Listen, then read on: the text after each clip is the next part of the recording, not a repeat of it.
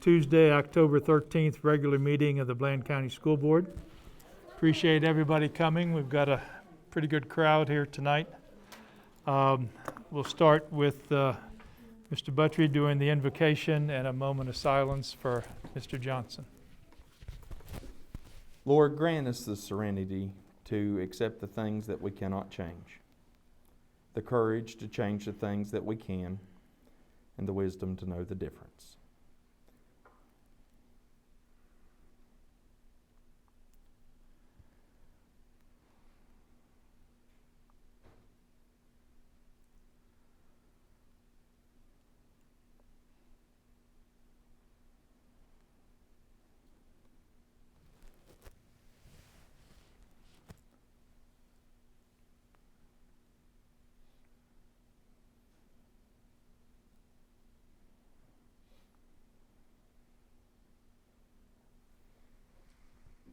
Amen. Okay, if everybody would please stand for the Pledge of Allegiance. I pledge allegiance to the flag of the United States of America and to the republic for which it stands, one nation, under God, indivisible, with liberty and justice for all.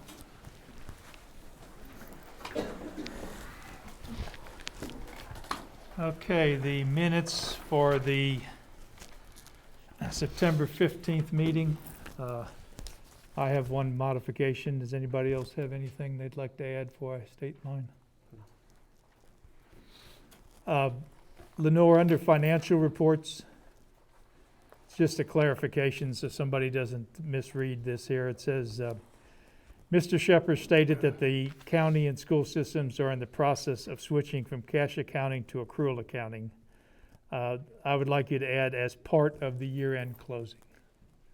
We're not changing in the way we keep our books, but it is adjusted every year at year-end. So if you would add the words as part of the year-end closing. Okay, with that, can I have a motion to approve the minutes? I make a motion. Second. Ms. Puckett, 4. Mr. Buttry, 4. Mr. Bailey, 4. Mr. Shepherd. 4.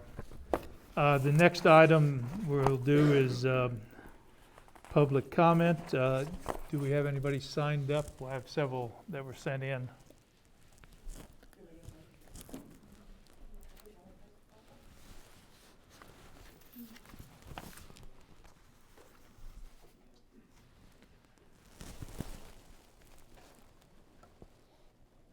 Is there any, Lenore? Okay. Any choice on order? You want to do that one first, or you want me to read the ones first?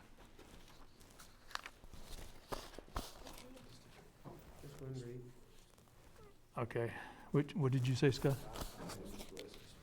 Okay, Ms. Blessing, you have the floor.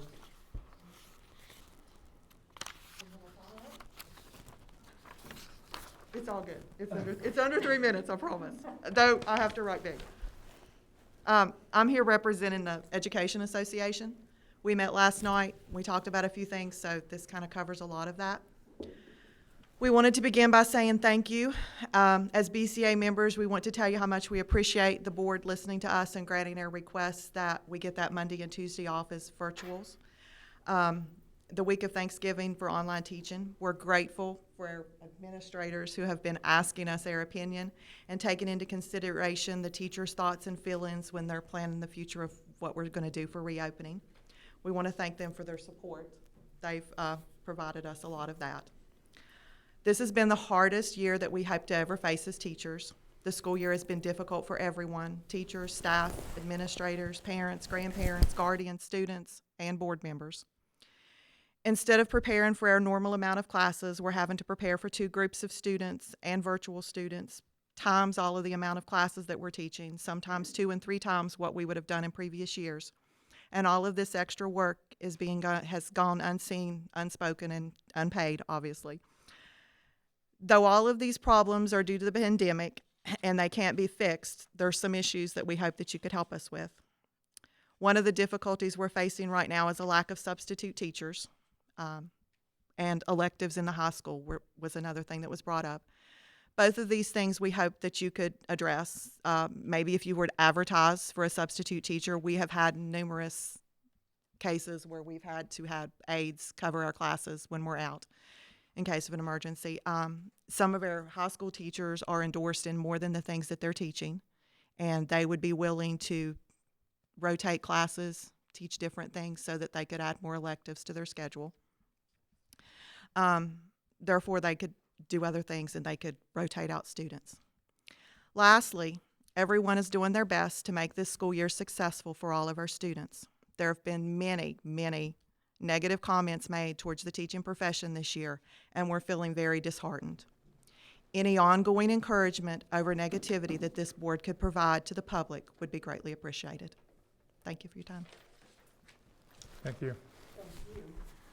We do greatly appreciate what you're doing and understand how difficult it is. And the other thing is it's always nice to feel very successful. And I know this year there are a lot of students struggling, which makes it hard to feel successful at times. So we do appreciate all the effort and know this is a year like none of us have seen. I'm going to remove my mask so I can read these, and hopefully it'll come into the microphone clearer. We have a number of comments sent in by parents, which I'll read. Hello, my name is Sarah Pruitt. I am the parent of one of the high school students. I had planned on coming in person tonight to speak, but had to work. Virtual and hybrid learning aren't working well for some families. I had even considered removing my son from public school and homeschooling, but that would not be in his best interest either. In my opinion, the more days the children can spend in the classroom, the more beneficial it is to be for them. For many families, mine included, the virtual and hybrid learning modules have been major stressors. I know things have been no picnic for the teachers either. There are assignments that get missed because they are on different tabs in Google Classroom and may or may not show up in What's Due box. When something that is to be uploaded from a phone to the documents via iPhone note, but neither the student nor the parents know how to do that, and the teacher didn't respond to a message thread prior to the due date. What do you do other than turn to what you've completed? I feel like our children deserve the best education that can be provided. By all means, make virtual learning an option for the parents who feel that the classroom is not where their child belongs at this time during the pandemic, as there are many health issues at play. But for those of us parents who feel that our children benefit more being in classroom, open the school week up to more days. Thank you for your consideration in this matter. Sarah Pruitt.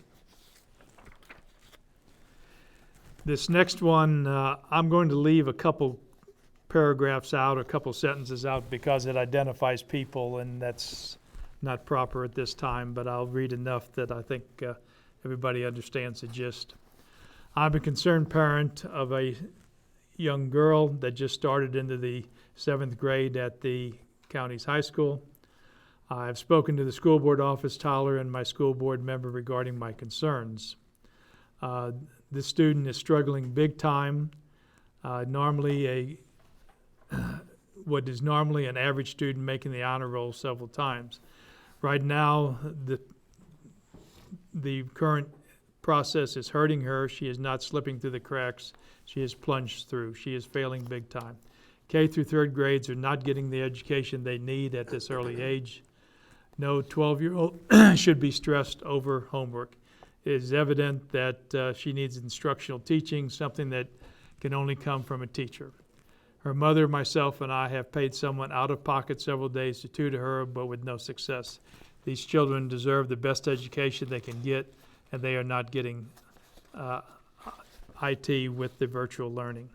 I ask that you please open the schools back up full-time. Do this for our kids within our school system. Carol Hall. Next one, Rachel Palmer. As an educator, I could give you an exhaustive list of why children need to be in school and data upon this. However, I am writing as a concerned parent to the board in reference to the current instructional plan of hybrid virtual learning. As a parent of a 4th grader, I feel as though her educational and social emotional needs are not being met through the current hybrid plan. I am watching her and other children lose valuable education experience that can't be returned are caught up. My daughter is suffering emotionally due to the stress of virtual learning because she is not neurologically ready for the demand of this style of learning. Our schools provide shelter, food, mental health support, love, and education to the children in our county. My daughter is fortunate, but many youth in our community do not receive this anywhere but school. They need us. They depend on us. I urge the board to consider opening school 4 days a week, as many counties in Southwest Virginia have already done. Wearing masks all day will be an issue, but I feel that concern can be addressed through scheduled mask breaks and shortening the school day. There is no perfect solution, and pleasing all stakeholders is impossible, but I hope the board will consider transitioning hybrid students to 4 days a week. I can emphasize with students who want to keep their children full-time virtual due to health concerns.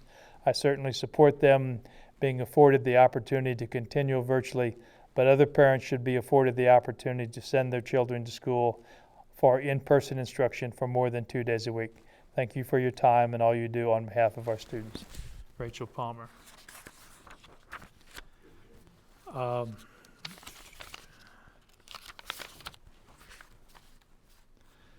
Let me begin by stating that I am beyond grateful that our children were able to start school the year with hybrid learning option, knowing that other local school districts were only giving a virtual option. However, after watching the September 15th school board meeting, I am concerned by the fact that you did not proactively set forth a plan of action to look at getting K-3 students back into the elementary 4 days a week. When speaking freely as an educator myself, the fact that we are unable to put forth a plan to start our transitioning process disappoints me. In the September meeting, a concern was made that some students may transfer to virtual learning if more students return to school. Though I cannot speak for all parents, I would be okay with the requirements it would take to go 4 days a week for K-3. Those that are uncomfortable with their children in group settings are likely already doing virtual learning. It is pertinent to have serious conversations with all stakeholders. Something as effortless as a survey sent out on Remind to gauge parents' reactions and phone calls to those that do not respond to the survey would give the school board a clear idea of how many parents truly feel. As Mr. Buttry brought up in the September meeting, a simple non-biased survey could be generated asking for parents' comments and opinions on the return of K-3 students. As for the matter of having to wear a mask, the children have been champions, in my opinion, when dealing with this. I asked my daughter if she would have an issue with wearing a mask all day. Her response, "I don't mind. I sit at my desk and I get to take it off." Again, this could be something brought up in the survey. Furthermore, making educational plans for years to come is essential, but we cannot sidestep the fact that we are overlooking the immediate situation. Our younger students need to be in school. Creating a plan to return should take precedence while simultaneously discussing future building schools. It is inconceivable that something so important as returning to school is taking a back seat. While I understand the concern for social distancing, a plan must be put together as Mr. Buttry had requested in the September meeting so that we can move forward, preferably sooner than later.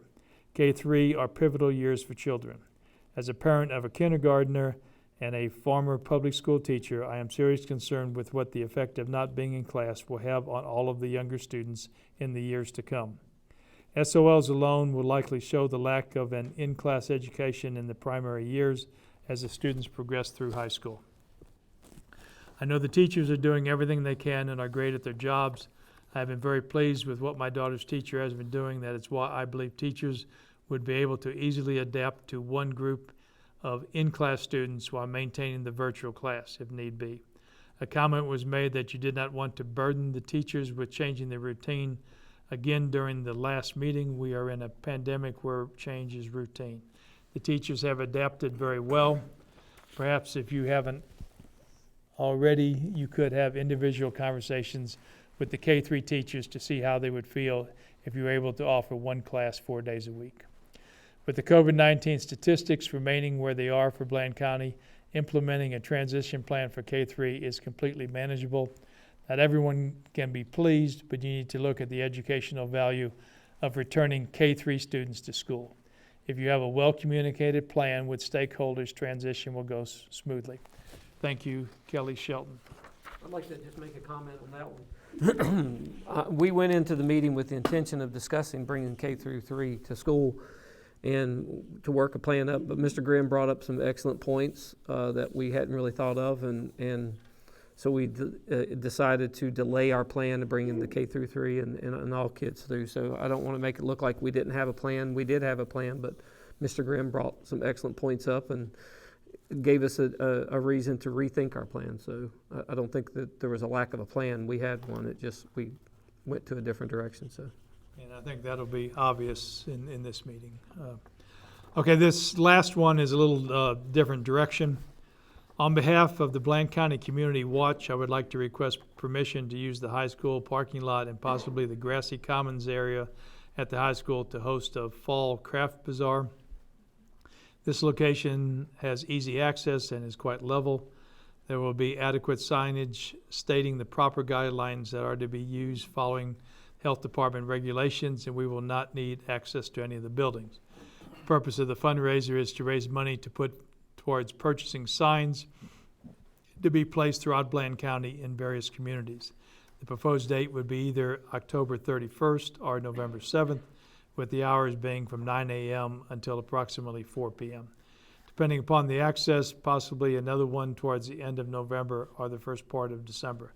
I've already been in contact with the county as well as the health department to make sure there's no problem with holding the event and have received a green light to proceed. Lastly, I would like to request permission to place 2 18 by 24 inch signs at each of the schools that have Bland County Community Watch on them. Signs have been donated by members for this purpose. If approval is granted for replacement.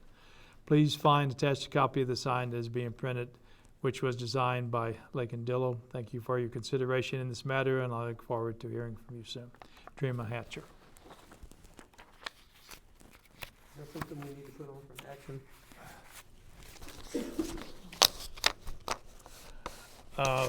I think we probably do. That's going to take a amendment to the agenda. You want to do that now? Make an amendment? Yeah. Do you have any more? No, that's all.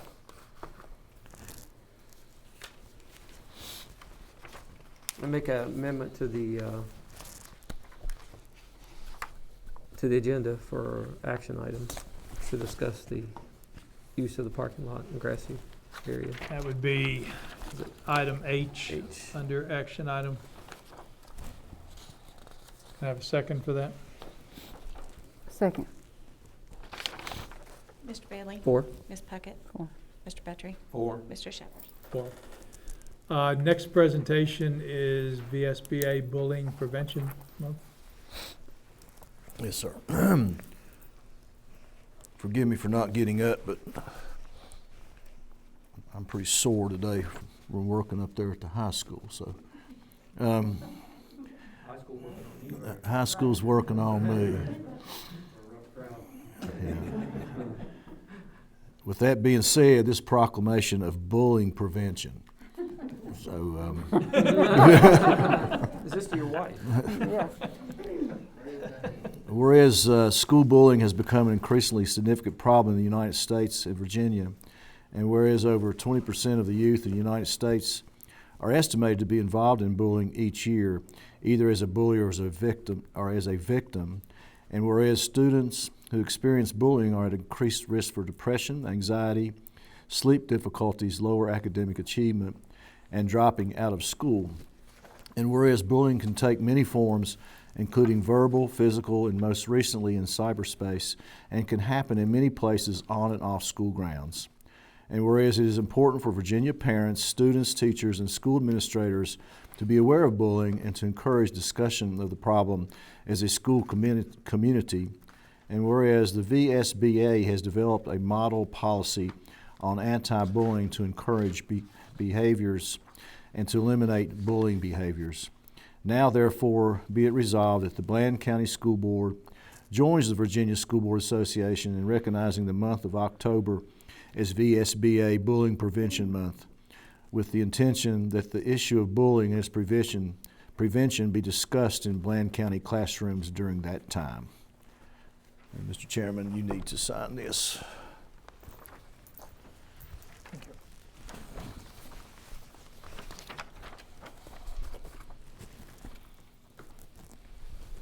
Any additional comments on that?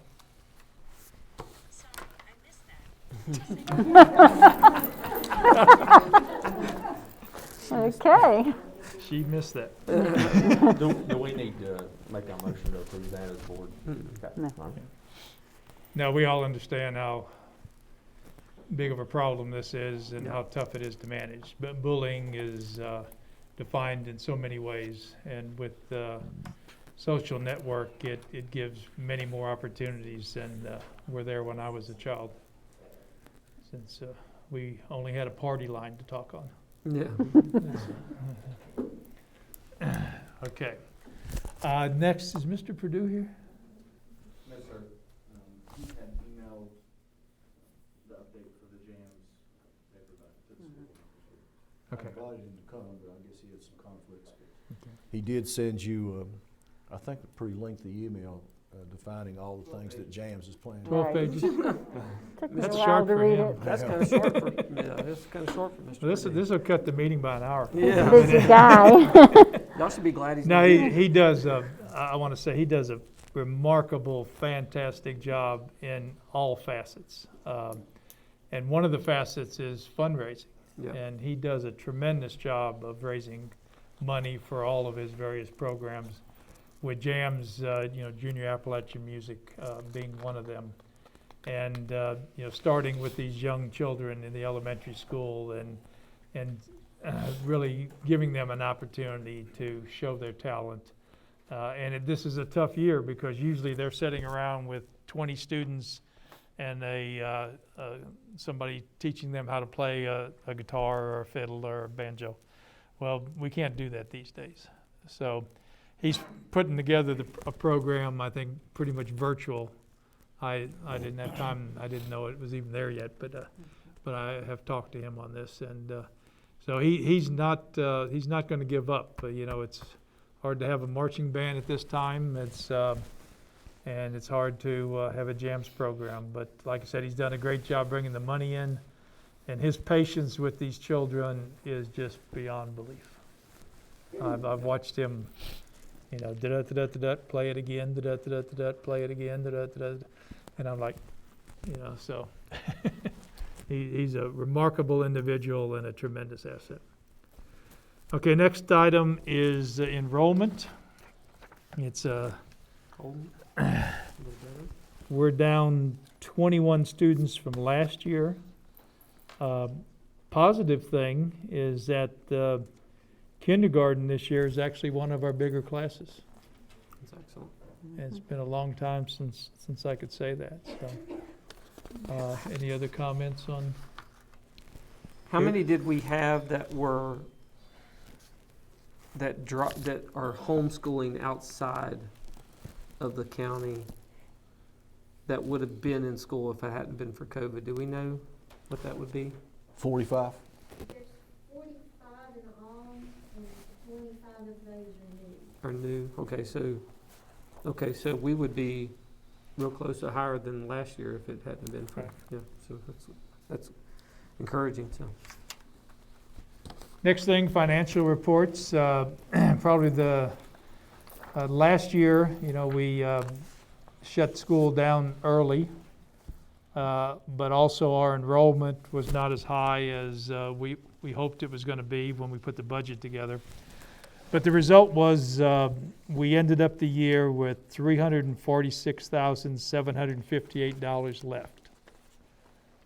And Mr. Mead and the board has made a request to the Board of Supervisors to roll this money over to this year and have identified where the money will be spent. And part of the money will be spent to recover the number of students that we lost from last year, and again, a reduction in funding compared to what we budgeted.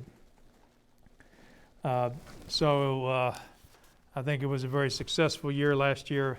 As far as finances this year, can everybody hear me okay with the mask? Okay. We've had 2 rounds of CARES money, And we were told yesterday that there's another round coming. And I think the amount that we're being offered on this round is $114,485. The problem is, you've got to put together a plan and you've got to have it spent by the end of the year, on The calendar year or the? calendar year. And of course, it all has, there's categories you can spend it in, all being driven by the COVID situation. So it's a great opportunity, but you know, at times you only have so many people that can manage these programs. So everybody at the school board office and elsewhere is really pitching in and struggling to get this done. And this will be one we talk about as the meeting goes on today. Anything else you want to say on the CARES money, Scott? It's Excuse me. Beth Cochran's done a real good job of keeping up with the spending. We bring her in and she helps us out with that, but it's got to the point where it's become almost a full-time job, and remote learning and those type of things. So I'm reaching out to say we need some help, and anything that the board could be willing to let us proceed with, I would appreciate it. But I think we need another person to help us with all that's. The pandemic has created a lot of problems, and every time we make a decision, it creates another 25 or 30 questions and problems. So it'd be nice if we had that extra person. So I'd like for you all to consider that tonight, and I'll talk a little bit more about that as we go through.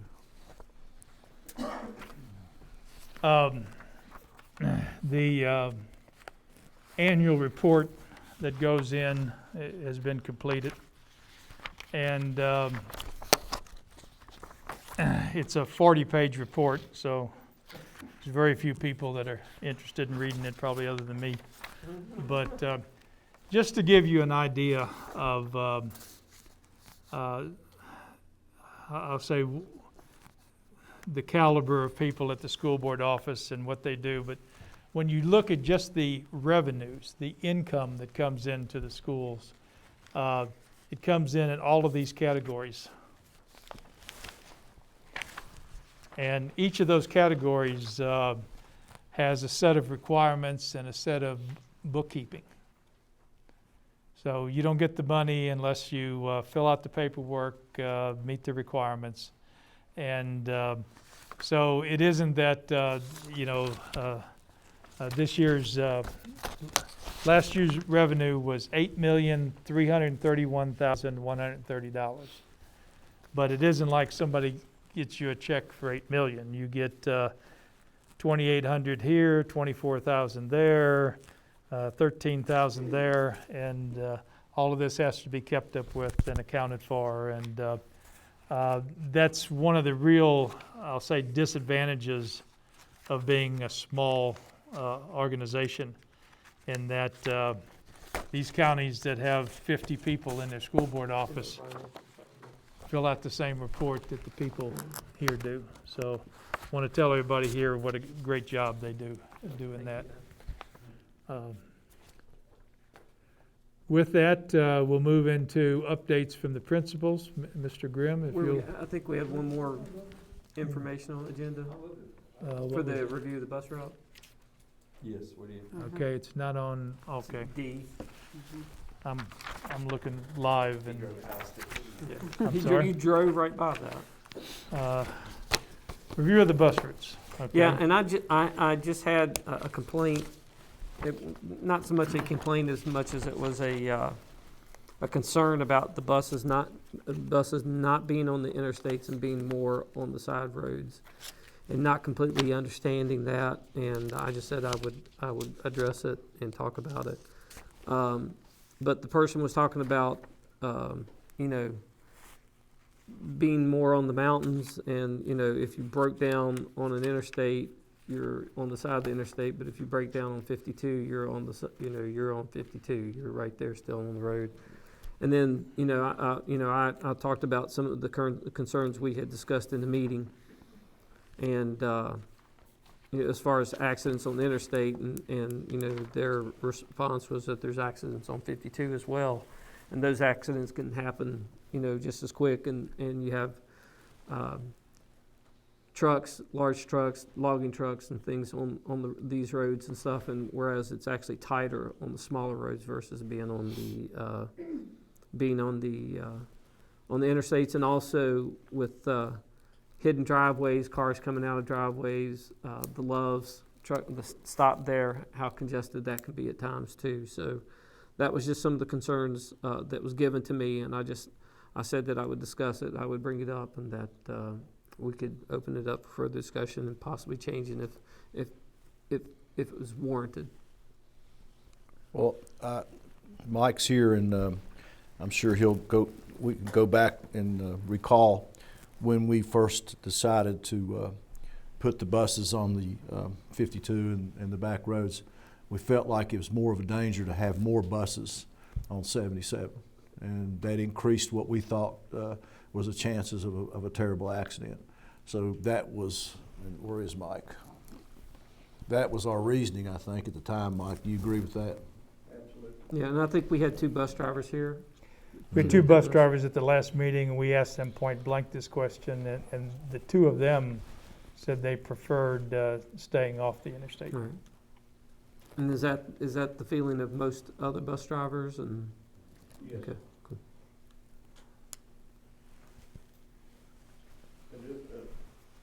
For one of the big reasons is he was talking about, if you break down on the highway or on a secondary road, if you break down on the highway now where they're adding so many guardrails, there's nowhere to pull the bus to. You would have to ditch it in the middle.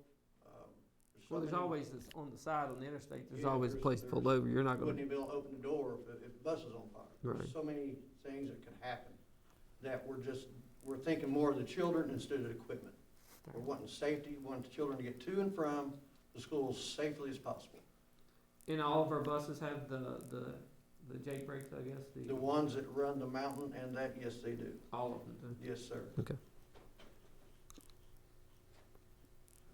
I'm I do have something I'd like to give each and every one of you, if possible. a gift certificate for Big Mac. This is a list of the drivers and sub-drivers we have, just to give you an idea of how tight we're running right now Thank you, sir. and the things we're doing. Thank you. As you see, there's a few people that don't. You're welcome. We have difficulty finding people right now to drive buses for some odd reason. And we're actually gonna have a class starting to 26th? Last week of October. October, last week of October, to try to get some drivers in here. With that being said, if you don't mind, I'd like to take a moment of silence we have lost one of our drivers. Yeah, we did that at the beginning of the Did you? meeting. Okay, I Yes, must yeah. have been out there, Yeah, but yeah. thank you all. Yes. Thank you. Good That's man, very sad. sorry to lose him. Yeah. We need to look closely at hiring quickly as possible. We're all doing double duties. I've got mechanics driving, subs. The subs we do have listed, they work mostly at the farm, so it's hard for them to come, and if a route's down, so with everybody's approval, we like to go forward and get some people in here as quick as possible. Yeah, we support. Yeah. Is Mr. Cox not driving? Part-time. Part-time. Mostly it's a ball trip. He works at the farm too, and their hours are crazy. We know it can vouch for that.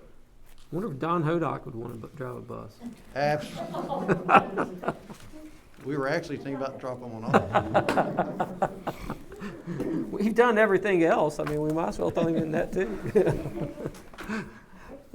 Okay, Mr. Grimm, I think you're up this time. Yes. If you don't mind, I would defer to Mr. Eastep, who is just dying for an opportunity to go first. It's between you two. Just don't beat him up like you did Scott. Yeah, exactly. Thank you so much for allowing me to be here. Big thanks to the office staff, everyone at the high school, but especially the teachers and students. We've made a decent amount of progress, and I think that their attention to the detail of how we need to perform in that school is a big indicator of that. Starting out with attendance, we've got 336 total. We've got a couple down from last meeting. We had one go homeschool and another one transfer out. We've got 220 that are hybrid, 91 that are online, and 25 that are attending our Tazewell's vocational school. Community communication, we've communicated our attendance policies, both hybrid and virtual. That's still a mountain we're looking over, but I think it's getting better. Communicated school pictures, Ms. Lethwich has set those up October 19th and 22nd. Our flu shots are October 20th and 22nd as well. Nurse Mary, she's not been with us the past couple of weeks. She's not feeling the best, so everyone keep her in your thoughts and prayers. Ms. Hodock has set up the PSAT for tomorrow. Students, we have roughly 20 students, 14 that are taking the PSAT tomorrow, and we are ecstatic that our meals are now free till the end of the year. So that's one of the big pluses. Student interaction, I'm sure Charlie's got a plethora of things, but the parking lot painting has been a real hit. We've got some teachers that have joined in on that. I've tried to get in on that. I can't afford the bill that Ms. Bailey puts on it, but the kids are really enjoying it, and it's a morale boost, and we appreciate the ability to do that. Student grades and attendance, you know, that's something we're still working on, and that's something that the kids are and the teachers are struggling with. We're making a concerted effort to reach out to every student that's not doing their part, but identifying those struggles and trying to make that the best possible plan that we can. It's difficult, but we're working through it and dealing with it as we go. So we've had a couple fundraisers come through, Beta, Prom, Coach Mal's doing some for basketball, so those have all been pretty successful, and some have just started, so we'll see how those go. Athletics, of course, we're still under phase 3 from the VHSL, so we're still tinkering along. How's the football going? Is kids still involved? They are, yes, sir. When basketball starts before football, that kind of took the life out of some of the kids that were going to football, but we still feel pretty strong that we're going to be able to field a team if we're able to play. Right. If we were to make that decision today, we wouldn't be able to play. So hopefully we can move out of phase 3 and move up to a different phase. So we've met, Curly's been instrumental in all the meetings that we've been to, region, district. We just had a group 1 meeting, set up all those schedules, and Curly's helped a tremendous amount with that, and I appreciate that. For the region, or excuse me, for the group 1, if anyone's not familiar, there's talk to increase the hard line cap on what identifies as single A. So anytime that number goes up, that's not good for the smaller schools like us, but if that were to go through, that would bring the likes of Radford down, James River, and already Giles. So there's a few more teams in there, but from an athletic standpoint, we're doing okay. Most importantly, safety. We've had a couple lockdown drills. The kids and teachers responded pretty well to those. We had a couple mishaps that we identified with JDM and got those fixed. Some interminglings that we needed to tighten up, and we identified those. Of course, fire drills and a constant commitment to student safety. Ms. Solene, all the teachers up there in Building B, kind of on an island up there, but they work hard to identify the needs that we need, and we try to meet those needs consistently. We don't get everyone, but when it comes to safety, we try to hit everyone. Shout out to the maintenance crew, JDM. They've been more than helpful. Anything that we've asked from them, maintenance requests are fulfilled in a day, 2 days. The band room that they just finished is immaculate. Mr. Perdue is extremely pleased, and we're excited about that. They were in a room that's about half the size of this, trying to get ready and be patient, and they were, and I think they're extremely proud of what you guys were able to give us, so we appreciate that. Been working with Sheriff Ramsey to identify some things from our school safety team.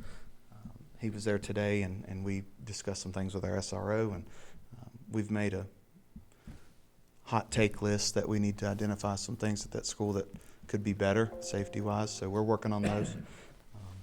And let me back up a little bit, I apologize, but back to athletics, and I know that's not the most important piece here today, but if we are allowed to play, there possibly will be, more than likely will be occupancy limits.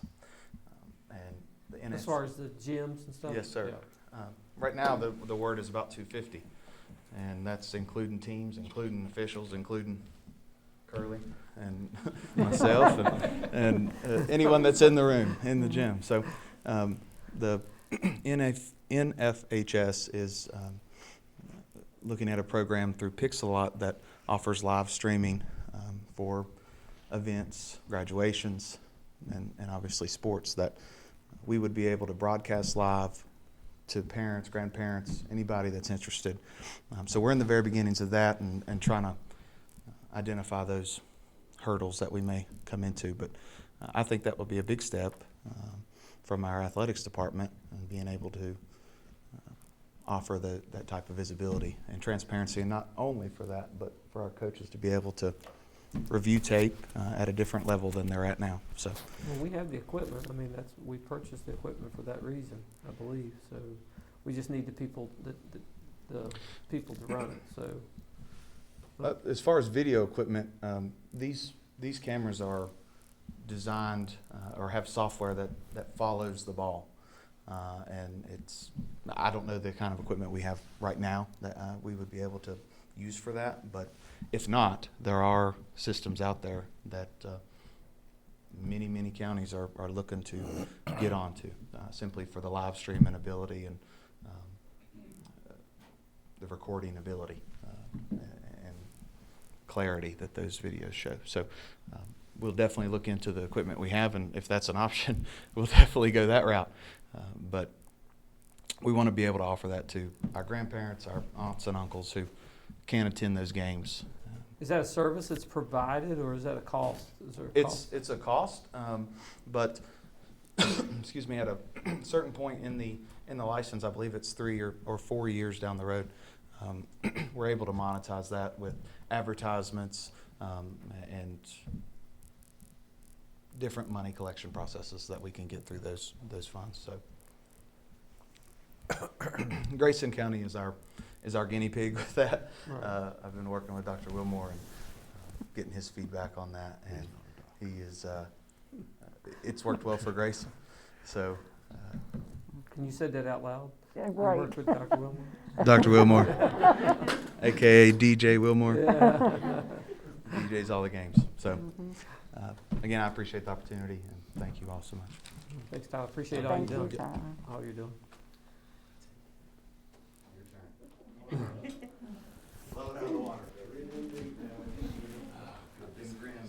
Get to take your mask off, though. We'll do that. Don't touch it. What else you got? Help yourself. Thanks, man. Okay. I'll step back 6 feet. Do you want this? No, sir. It's not yours.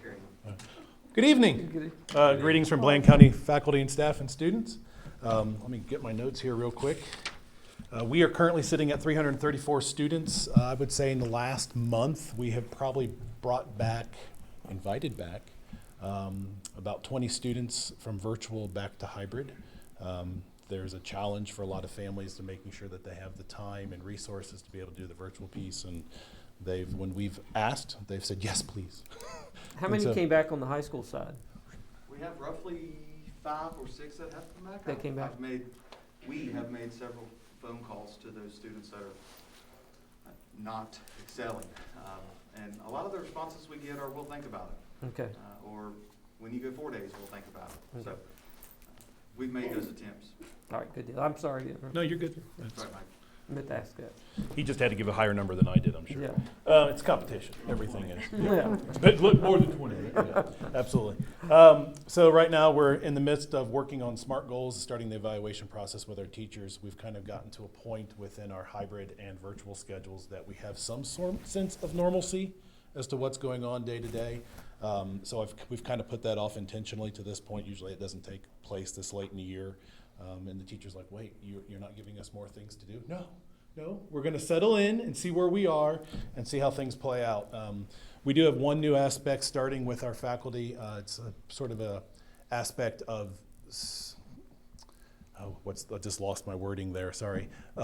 Child study process. Kids are multifaceted, sort of like diamonds, and there can be mental health issues, attendance issues, behavioral issues, academic, and we want to make sure we're servicing all those pieces so our students can be successful. So we've sort of developed a brainstorming team to work with teachers so they're not alone in sort of working through and helping to solve those problems that students are facing. So that's getting off the ground for us right now. We've asked teachers to up the communication to students who are either failing with a D or F in class or failing to do the online virtual work from the previous week. I've asked teachers we will mail home progress reports.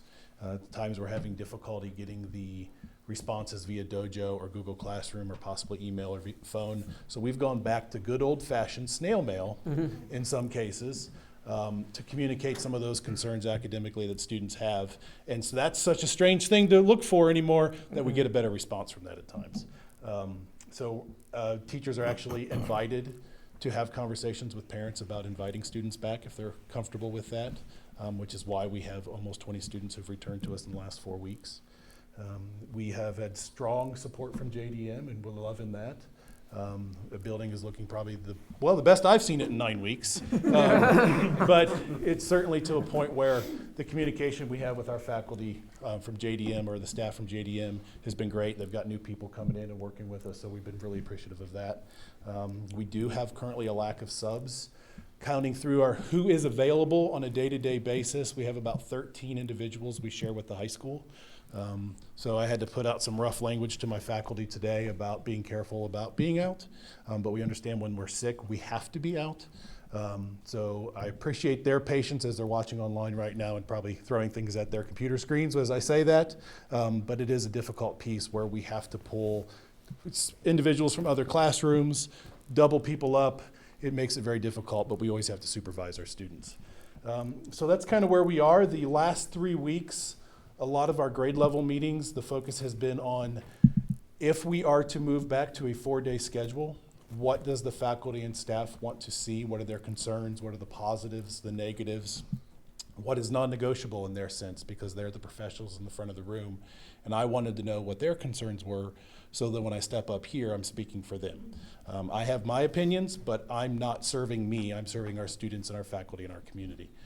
So I would be happy to speak about what some of their ideas were, that we've kind of taken a conglomerate of ideas and kind of streamlined them a little bit so that we can best serve our students, because they're very eager to serve their students as best they possibly can. And obviously the number one way to do that is how we did last year, before March. I don't think we're back to that yet, but we certainly have a plan and would like to be able to move forward if that's possible and it's the appropriate time to do that. So I will have a seat, and if you have questions, I'd be happy to answer those before I do sit down. We'll be talking about the instructional plan here in a little bit. Thank you. So, Thank you. another opportunity here. Okay, Supervisor of Technology, and technology is king right now. Yeah. Or queen, I The should queen, say. yeah, queen.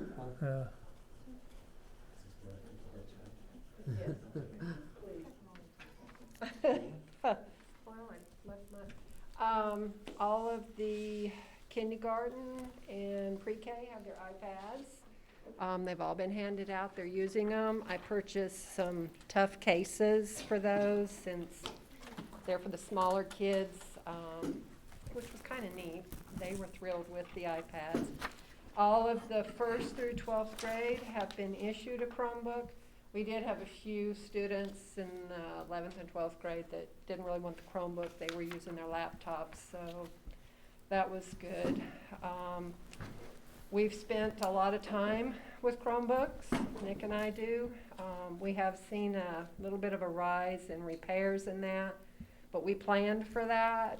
We expected that, so we have a plan in place. When one comes in, we check it in and we check out the loaners for them, the librarians do for us. And when we do get a chance, we're just kind of evaluating hardware, kind of get some of our older equipment updated, which probably won't happen for a while, but we do want to evaluate some new, better equipment than what we have in the division. So, but we stay busy. Fact. Thank you. Thank you. Thank you. We know it's a crucial time. Yeah. Okay, Supervisor of Special Services. I have an old agenda and a new agenda. Don't believe what the computer says, right? Yes. Thank you.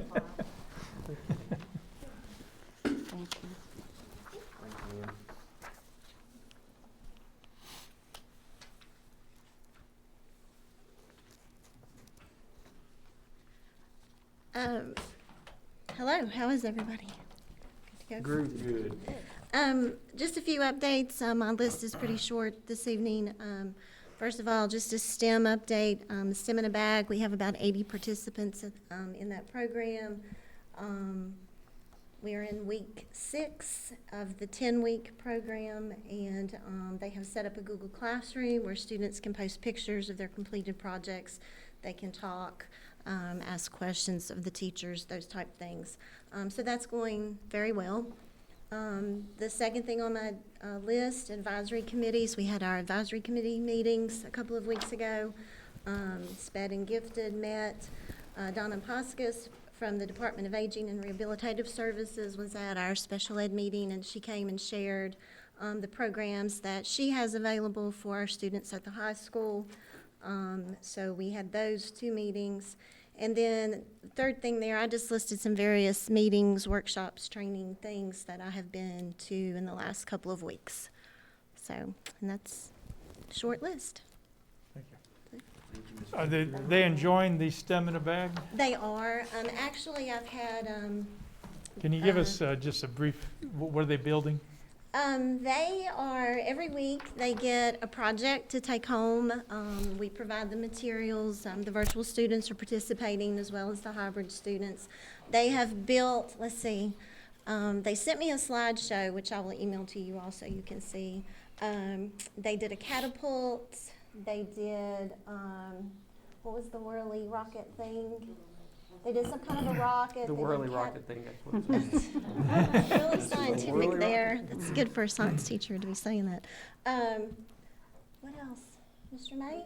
Listen, my kid does it, but I can't remember. I just watched the video. I can't remember. They did the cat. Oh, they did a chromatography the first week and made butterflies. And then they did the catapult, and then they did the straw rocket. So it's some kind of an engineering project, usually, each week that they do. Like I said, they have the Google Classroom for the kids that are participating, and they shared that with me, and I was looking the other day. They're putting pictures up of their finished products or projects. They talk to each other about what they're doing. They ask questions. The teachers have little videos and things like that they're sharing. So I think it's been very good. The 2 lead teachers have asked me if we could possibly continue this and incorporate it into our grant in the future so that we're doing something year-round. And I'm fine with that. I think we can do that. Okay. So, all right. Thank you. Okay, Superintendent. Okay. I'd like to also reiterate the fact that I think we'll all miss Gary. Gary was a good bus driver. I talked to him probably just 2 weeks ago, and we were talking about the competition that I guess his loved ones went to, the horse competition and things, and I'll miss him, and I'm sure you will too. I mentioned of all the workloads that we're getting here with the pandemic, the need for having someone to assist us. Beth is good. Beth is retired. I don't know how much more work she can do with us, but I'd like to have her, and we'll see what happens with this. The band room is absolutely gorgeous. If you guys can get up there and see the work that Mr. Melvin's crew's done on that, it's beautiful. It's the kids that's in band are so proud of it. And I told them this is a result of your band director and you guys doing such a great job and hard work. And we were happy to do this for you. So they are very happy. They can spread out, and it's really nice. Just please stop by the school and see the work that has been done there. Teachers, administrators, guidance, the staff has not just done a good job, they've done an outstanding job. And the kind of work that they're doing right now is pretty much indicating how much they care for our kids in this county. And I'm really happy that we have such great teachers, administrators, and staff members. And also we have good kids. Our students are really good students. It seems like the ones that I've come in contact with are happy to be back to school. I think once we get back in more of a fuller capacity, you'll see more kids come back. I think they miss school, and I'm really proud to represent the students of our county. PO is ready for the recording studio at Bland County High School. We'll be getting on that and moving on that, so we'll have a recording studio there in the near future.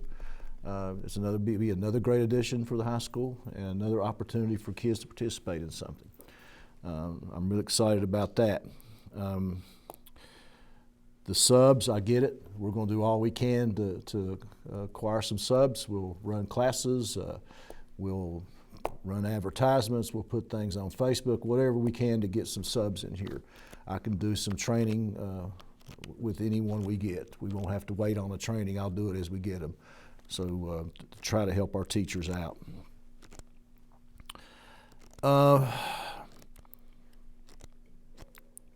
I want to thank the high school for welcoming me there. It's been a real good experience working with the folks there. I've learned a lot.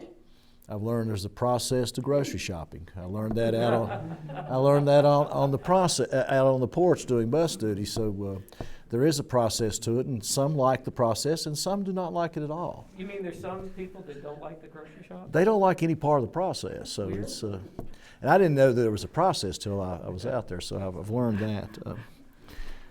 The schools are really clean right now. The schools look good. The campuses look really nice. I take my hat off to John and his crew. They've really done a great job, and they make it look good for our kids, and I appreciate that. Quill, we've got another round of monies coming in for classroom enhancement grants. I think talked to John Dotson. We need to do a better job from Quill is telling our younger teachers and the people just coming in what Quill is. And so we have another pot of money to give out. And we just gave out, Lenore, correct me, around $12,000 last week to different teachers, not to just one, but like 6 or so different pots of monies to different people to do projects with. And with Bland Foundation has been very good to us, and we need to take our hat off to them every chance we get. But it's been able to help teachers do a lot of things they wouldn't normally be able to do. Can you maybe get somebody to talk with your newer teachers and stuff and kind of let them know? I want Mr. Dotson to do. He's so good at that, you know, and he's willing to come on your Monday professional development meetings or whatever we have, and he will talk to folks about Quill and how to go about doing your grants. And I think each school has a person that can help our younger people with the grants, our younger teachers. So. Also, with return to school, we had meetings with principals. We'll talk about that later. Principals have met with their teachers. Principals met with folks in their schools, and they've come up with, I think we've got a working plan to start easing our kids back into the school. The one thing that's been a question, because like I said, every time we make a decision to do something, we get questions and they come up.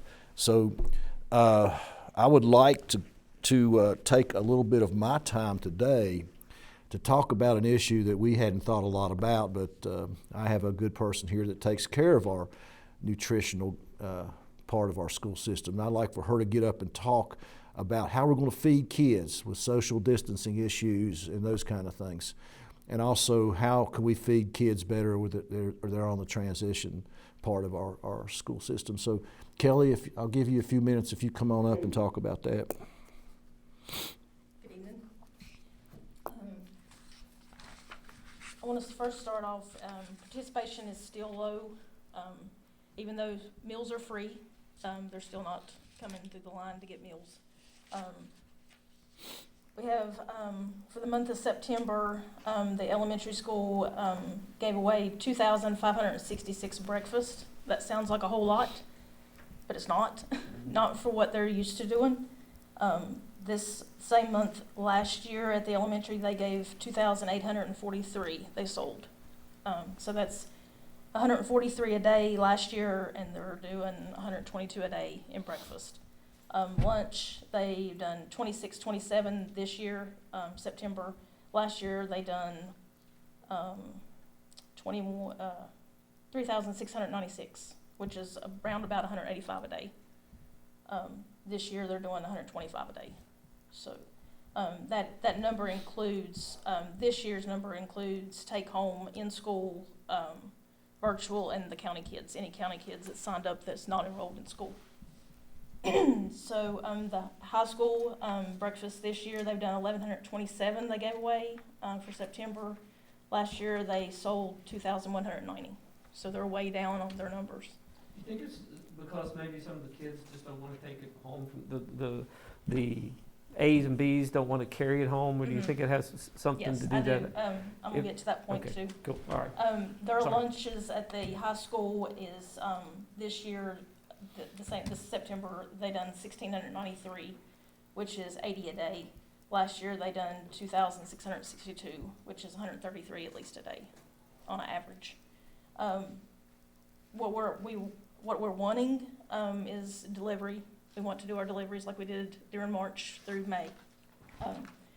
We have, we reach more kids that way. We have parents that work and they can't come to school between the hours that we're giving out food. So if we deliver it between those hours, at least the kids are home. And I've talked to several parents, they don't have a problem with the kids opening the door to get their food. Some of them just ask us to leave it on the porch, and then the kids can come out after we leave to get it. That's for just their safety issue, that they feel more better about it if they can come out and get it after we leave. We're just asking that we're able to go back to the delivery. We're reaching more kids. We can reach more kids in the county, more kids that have grandparents that don't drive. They're guardians, so they don't have any way of getting food. It's an option that they have, but they have no way of getting to the school to get that food for their kids. So me and my staff are asking that you let us do deliveries again, either with bus drivers that are not working on Wednesdays, paraprofessionals. Me and Mr. Mead has both talked about having those deliveries set up. We'd like to start that at least the week of the 19th. Start on a Monday. We are not delivering now, but we do parent pickup. They can pick up meals between 10 and 1 on Wednesdays. You have to sign up for the program, so we know exactly how much food to fix so we don't have any waste. The meals are being taken home by students on Tuesdays and Fridays for the hybrid kids. This meal system is open to anybody in the county, 18 or under. So everybody has the opportunity to get free meals. The USDA did approve for the rest of the school year that we are free. We're still waiting on the announcement from the state of Virginia. Cool. But the USDA has approved that, so it will go through. Great. I just feel like we can touch more kids that we need to touch, and we're able to see those kids. How many drivers are you thinking you need? I'm thinking at least 2 on both sides of the mountain. Do the split it like we did during the closure in March.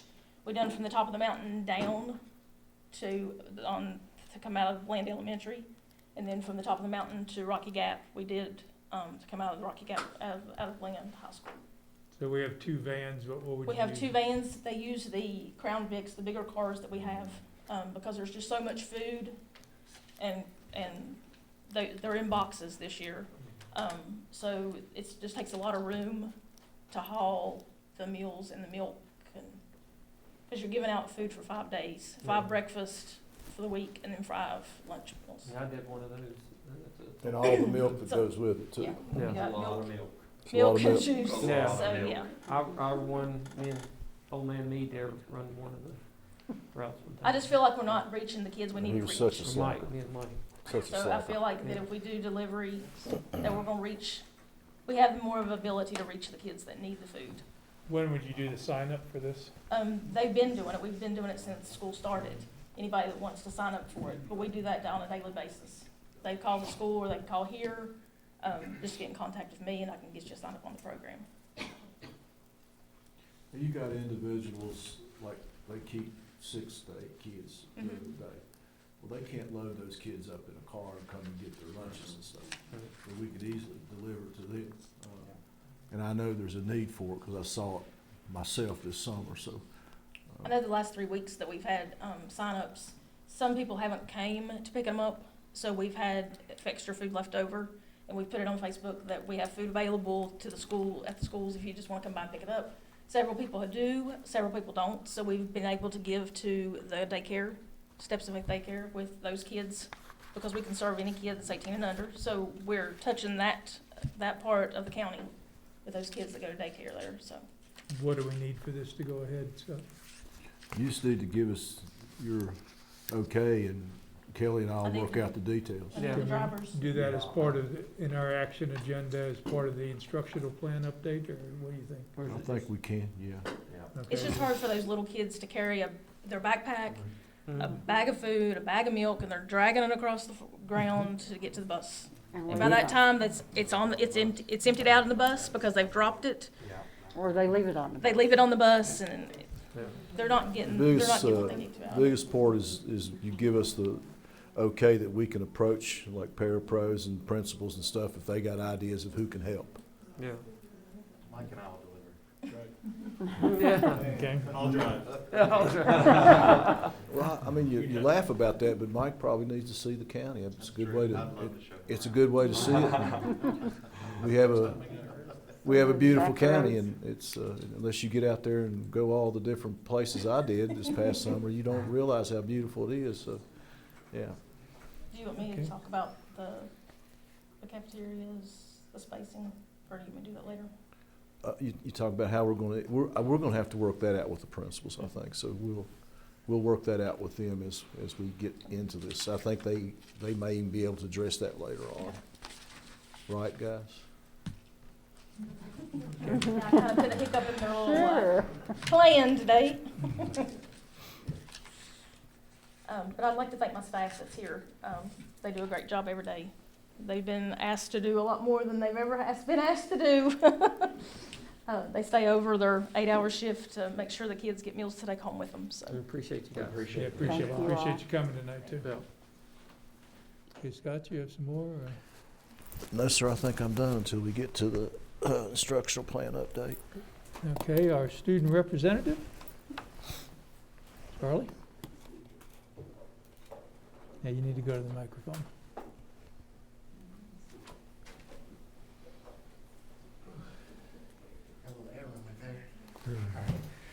I won't take up much time tonight. I don't have too many updates. As far as clubs and extracurricular activities, things are still going very smoothly with the utilization of Google Classroom. I know that Beta has collected around possibly $2,000 just from the fundraiser, or that's what we collected. We just need to see what percentage we'll get out of that. But as far as the parking lots, that is continuing on. And it's more of a school beautification than anything, because it feels like we're bringing a brand new environment out there. So this past week, we completed Miss Hodok's, Miss Guzzy, which we're going to add on to hers. And we did Miss Bailey's and did the FBLA logo for her. And actually tomorrow, we'll continue on with that. Maybe you'll see a Hokie symbol out there, maybe a deer or two. But as far as that goes, we're really excited as from the student perspective to be doing this opportunity. It just brings more liveliness, and we're thankful for the opportunity. On behalf of Virginia 4-H and the Virginia 4-H State Cabinet, I would like to thank y'all and all the school districts out there. As far as we're looking into program of work, we're structuring more utilization of webinars and Zoom meetings. So I was going to speak a little bit about Virginia 4-H and how the state cabinet is looking into addressing community needs.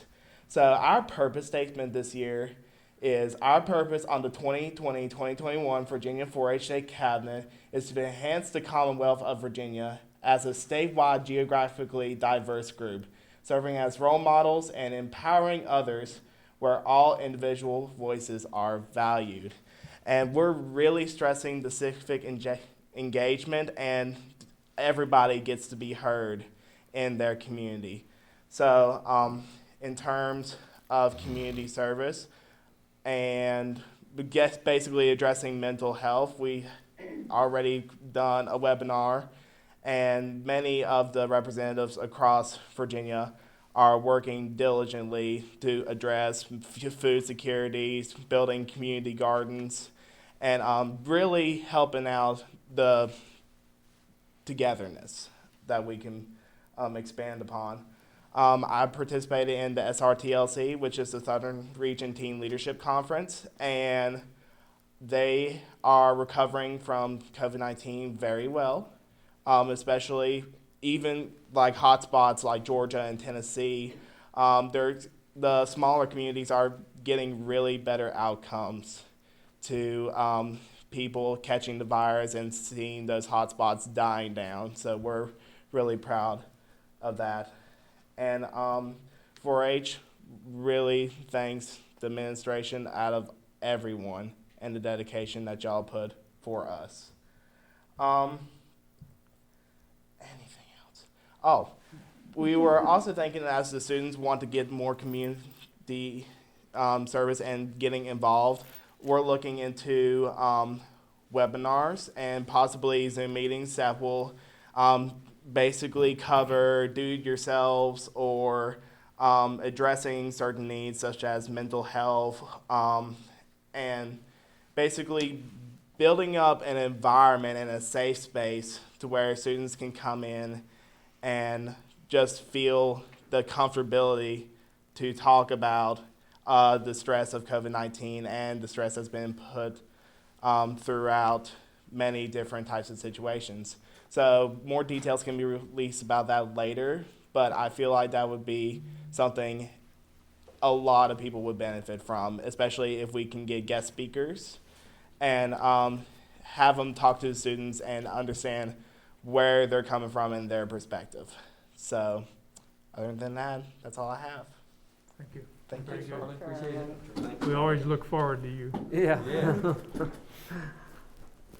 Okay, school board. Mr. Butcher, if you want to start. I love the excitement. Charlie brings excitement. I'm excited to hopefully start watching some of our players. I hope that we'll be able to have athletics and come spring. Excited for, I know Coach Reed's leading a team outside of school and getting those players still game-minded, but I'm excited for them. I want to say I'm appreciative of our food service staff, cafeteria workers for all their hard work, making sure our kids are fed. I know it kind of takes a wind out of all my sails. Everybody else has said everything, but that's okay. See all the pictures on Facebook of kids painting their spots at the high school. That's exciting to hear about the kids with STEM bags and then able to still participate. I know we've talked about, we're going to talk about even more about the return to school, but I know there's many people like myself that have been very frustrated. I think the hybrid plan's been good for us to get us going, but I know here a little bit later we'll talk about making the change.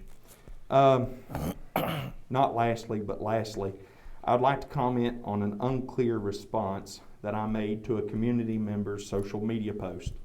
This evening I would like to clarify that I want our students, teachers, and parents to know that I share their frustration in the education process at this time. Whether you're a parent taking the extra time out of your busy schedule to watch your child as they accomplish tasks of virtual or hybrid learning, a teacher ensuring students in person or virtual are getting all their necessary instruction and support, or as a student who's used to being in a classroom and because the circumstances are of learning in our hybrid and virtual models. As a board member, I'm here to help in whatever way that I can help our students to receive an equitable education, to provide teachers and staff members with the tools available, and to support parents as we raise our children in an ever-changing world. I'm here to roll up my sleeves and to do whatever I can to promote the education of our students. I am for our teachers, staff, and school system. I look forward to seeing what our students are able to achieve with the inspiration from our educators, the support of our parents and guardians, and the school system that desires nothing but the best for all. And super lastly, some more exciting news. The Buttrey family is expecting an addition in 2021, so we're super excited about that. Well, congratulations. Sharon? Well, you guys don't know how, and maybe you do, how important every one of you are and how appreciative I am, because I've been there and I've worked with most of you all this time, and there's such a special bond, I guess, between everybody here, and I wouldn't want it to be any other way. And I appreciate everything everybody in the whole school system does, or anybody that has anything to do with it. The kids I love to death. I have for the past 40 years, and they deserve everything that they can get. And I just want to do what's best for the kids and the teachers, and I know it's just thanks to everybody. Thanks, Sharon. Thank you. Can I take my mask off? You can take your mask off. Yeah. I just appreciate everybody, all the work. It's, I've been super duper busy at work, and I have not been at either one of the schools. I apologize for that, but we've just been up to our ears and stuff, so I've not been out. I haven't been out of the house in weeks. It's just horrible. And Charlie, I appreciate you talking so much about the mental health thing, because it's one of the things the company I work for talks about a lot, is the mental health of people being stuck in houses, especially with the larger force they have in New York, people stuck in apartments, not being able to get out and stuff. So that's something that's that's very real for people, that not being able to get out as much, and especially the elderly people and stuff. So, but appreciate the administration, Mr. Mead, the principals, Laura, Ms. Tate, all the other people in the office here, Kelly, everybody else, all the work that you guys done. The teachers, especially you guys, I got one that's at my house now, so I hear a lot of the stories that's going on. So I appreciate everything that you guys do for the cafeteria staff and bus drivers, everybody, everything that they do for the schools. That's, I know this is probably one of the hardest years I've been involved in, but there's been more excitement and more change and a lot more things going on. We've had a lot been able to going about different things, making changes and things. So I appreciate that. Tyler, appreciate you for everything you've done there at the high school, stepping up, and for all the effort that you put in. Heather says great things about you, so appreciate all the communication you brought to the teachers and to the parents and to the kids and everything else. So really appreciate you, and appreciate JDM for all you guys have done for us and being there for us and helping us out and stuff. And Karen, thank you for all that you've done for being there at the high school. It's a great position to be in. As far as to me, I think if I had to go back and do anything in my life again, probably guidance counselor is probably something I'd love to have tried my hand at or something, but I appreciate all you do for the kids and stuff, so thanks a lot. Yeah, this has been very uncertain times, and it's very much day to day, and that results in people having very short fuses and loss of patience, and we understand that. I want all the citizens in the county to know that we really do try and listen to them, and we really do try and take the pulse of the county. And we also know that we can't make everybody happy, and we're trying to do what we feel is best for the students.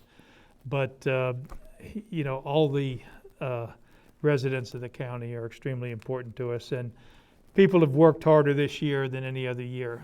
We're lucky we've got a top-notch staff at the school board, and they've done a tremendous job with all these new things they keep getting hit with. It's like talking about all the meals and what we're doing with all this stuff. Just the cafeteria by itself, that one element is a major job.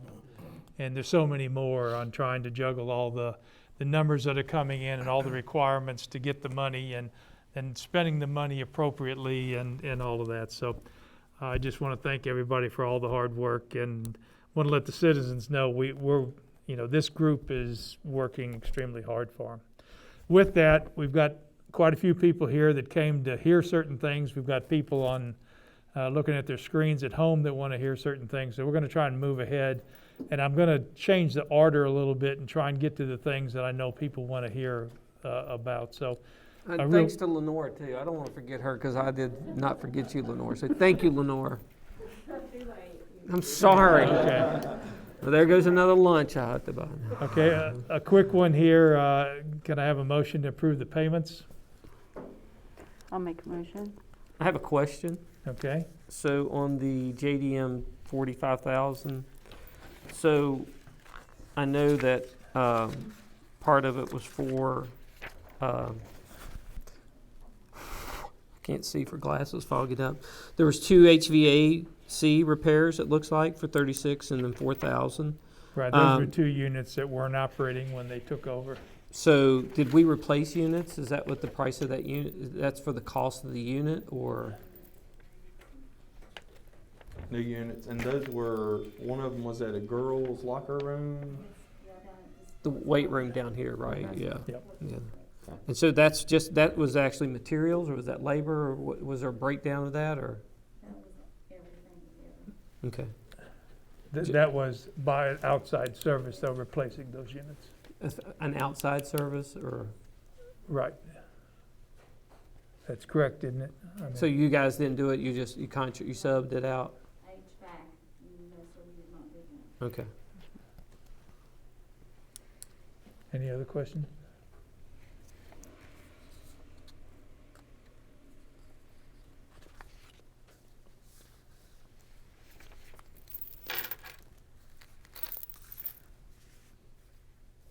No, I don't have any other questions, I'm good. Okay, did we have a motion? We have a motion. Do we have a second? I made it. I'll make a second. Okay. Ms. Puckett, 4. Mr. Petrie, 4. Mr. Bailey, 4. Mr. Shepherd. Or, with that, I'd like to go ahead and move into the maintenance projects. John or Sharon, would you like to just kind of tell us where we are with things? Y'all don't fight over it. She does most of the work, I do the credit. You're on TV, everybody, millions of people's watching, you don't feel nervous. I'm guys. sure that they are. Right now, we have got the boiler rooms are clean now from years of neglect. Also, the ductwork was vacuumed out. We're ready to fire them up. which will probably happen either tomorrow or Thursday at both schools. We'll fire up one, probably Bland Elementary tomorrow and then high school on Thursday, or maybe vice versa, whichever one works out the best. What's their overall condition, you think? The overall condition? That's one of our biggest worries is boilers. Well, you might, I don't know if, they brought in a vacuum system to clean out all the soot. Soot out of the stacks and chimneys and Okay. And the ductwork. ductwork and- Yes, sir. Okay. May I make a suggestion? Yes, sir. We had issues last year at the high school. When we started that boiler up, it dumped a bunch of smoke into the kitchen. And it'd be nice to try to do that when nobody's there. Isn't that correct? Okay, I think that with this vacuuming out that ductwork, Should help that that. you're probably not going to see that this time. Right, it cost us a lot of money to replace ceiling tile and paint grid work and do all that because of that, and it was due to this ductwork being stopped Yeah. up. Yes, sir. The high school was in worse shape than the elementary school. But that being said, the unit, one of them over at Rocky Gap, was manufactured in 1955. That 50s was a very good year. Yeah.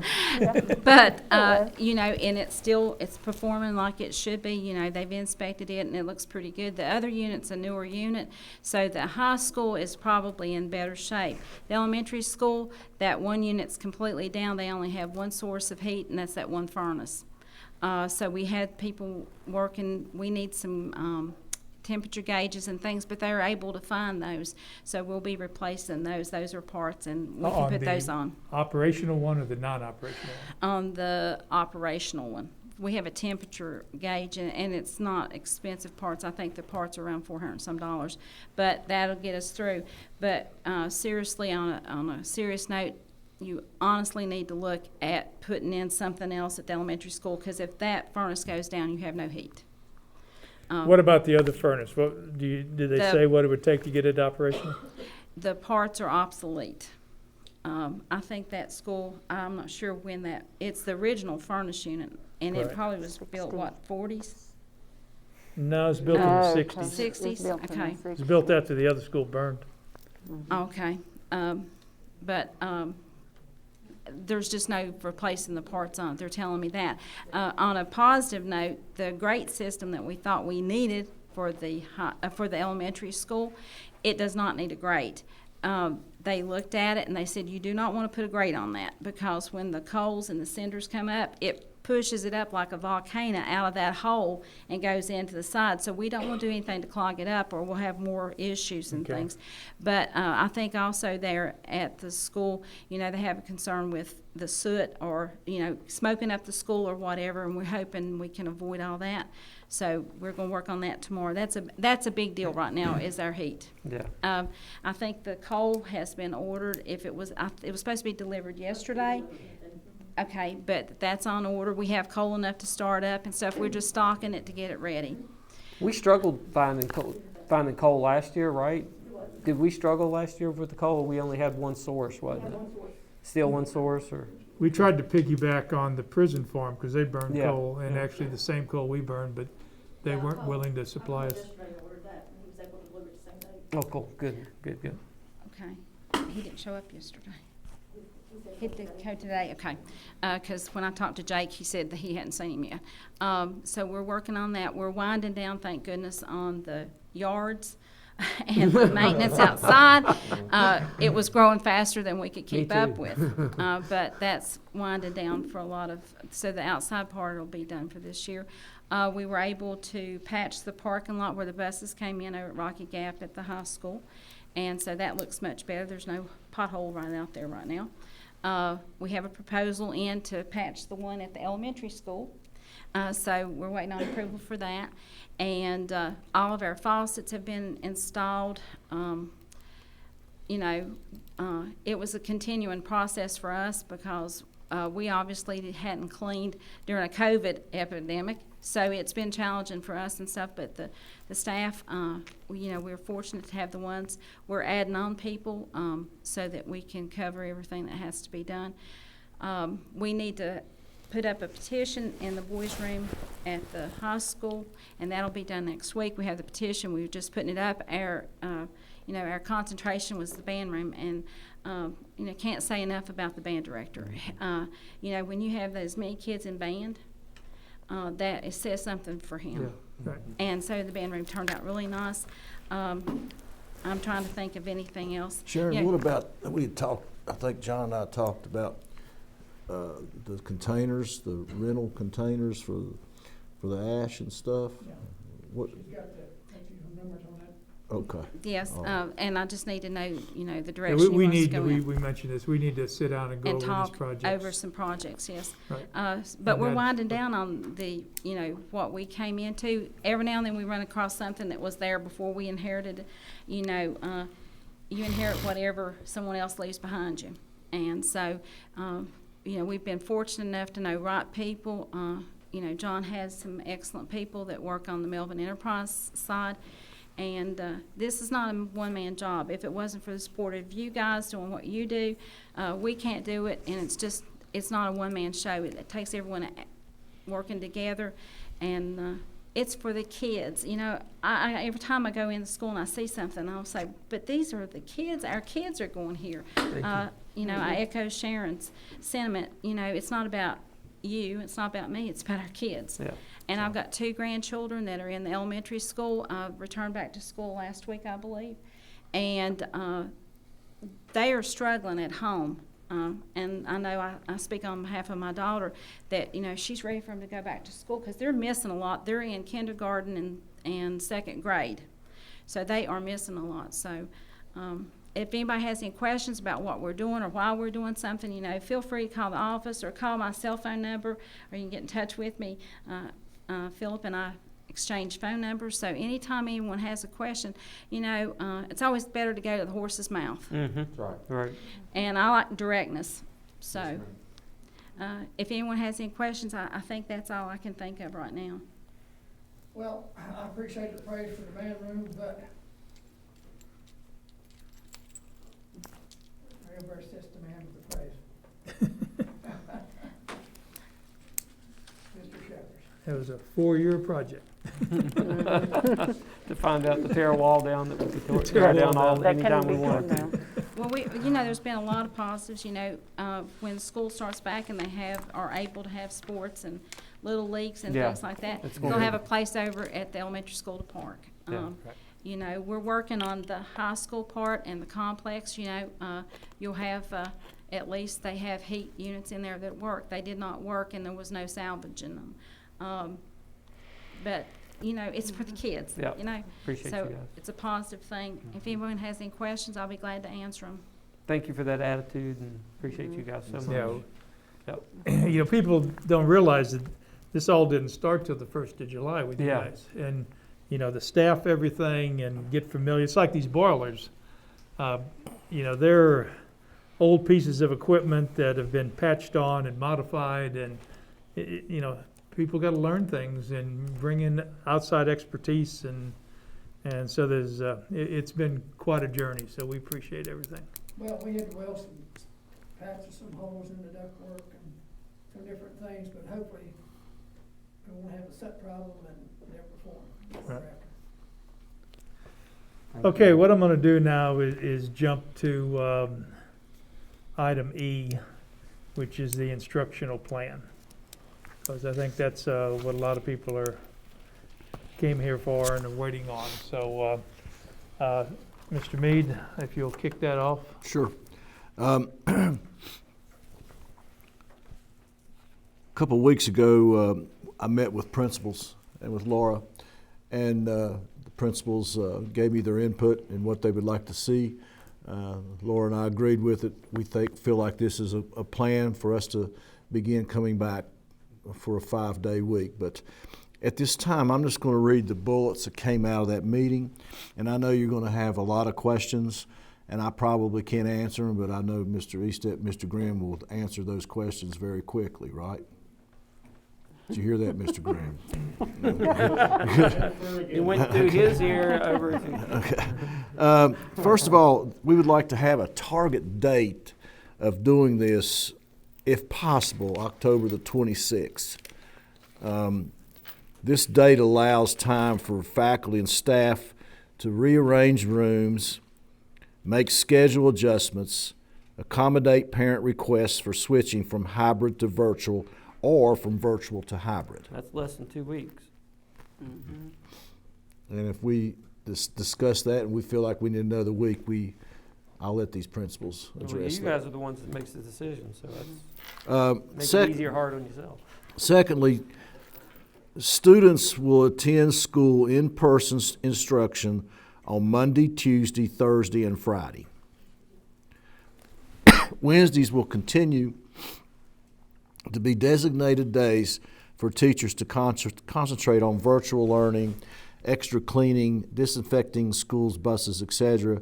Teachers will report to assigned schools on Wednesdays. The school's day will be shortened and dismissed around 2 o'clock. In response to the amount of time students, faculty, staff will be required to wear masks and to limit social contact. Teachers right now need some time. Releasing at 2 o'clock gives them around an hour and a half more that day that they can do some planning, they can do some more with the online remote type learning. Teachers need that. Our teachers are overwhelmed right now, and any amount of time that we can shift in their direction would be very much appreciated. Also, the one full day gives administration and teachers time to contact parents. I think if you would ask these principals now, they spend a good part of their day contacting parents, especially of those that's in virtual learning, to give them updates, to tell them here's what's going on. We need that day. So I'll let them elaborate a little bit more on that. All right, masks will be worn anytime 6 feet social distancing cannot be maintained on the bus or in the classroom, wherever it's necessary. The last one, and then I'll turn it over to my two gentlemen back there. Meals will continue to be served in the classroom and social distancing can be maintained. The cafeteria, empty classrooms, other spaces, Wagner will be utilized as needed, and we'll have to come up with some very creative plans on lunches. Kelly and I talked about that today. Mike and Tyler and I have been constantly talking about that. So that seems to be an issue line out there that we're going to have to jump on real quick. How are we going to feed our kids? Obviously, they can't eat with a mask on, so we've got to come up with plans how we're going to do that. So, with that being said, I kicked off what we would like to see happen. Now it's time for you guys to question us, and we'll try to answer all your questions. So I know one of the comments that was sent in, someone actually mentioned a mask break, and I know that's something that they do in the Tazewell County, I think. I know at least from some people I talked to in their schools and stuff. So are we looking at something like that and how we're going to do for the kids? I mean, I don't know so much for high schoolers, but I know the little kids need it, and the high schoolers are going to need it as well, too. I'm sure Charlie's sitting there saying, I don't know if I want to wear this thing all day long. So have we looked at that, thought about that, and how we're going to do that? Yes, sir. Like you said, other counties are doing similar. We looked at how Tazewell does their mask breaks. We've been with, and talked with Dr. Jeffries at Whitful, and even with the shortened day, once you get the majority of kids back in these classrooms, they will have to wear their mask literally all day long. And it will be worked into the schedule. What exactly that will look like, we want to take that input from our teachers and our students. And that's a plan that we can have forthcoming. But a mask break is definitely part of our plan. How do you shorten the days to be able to get out at 2 o'clock? Well, we just had some interesting news from our Mr. Shelton here.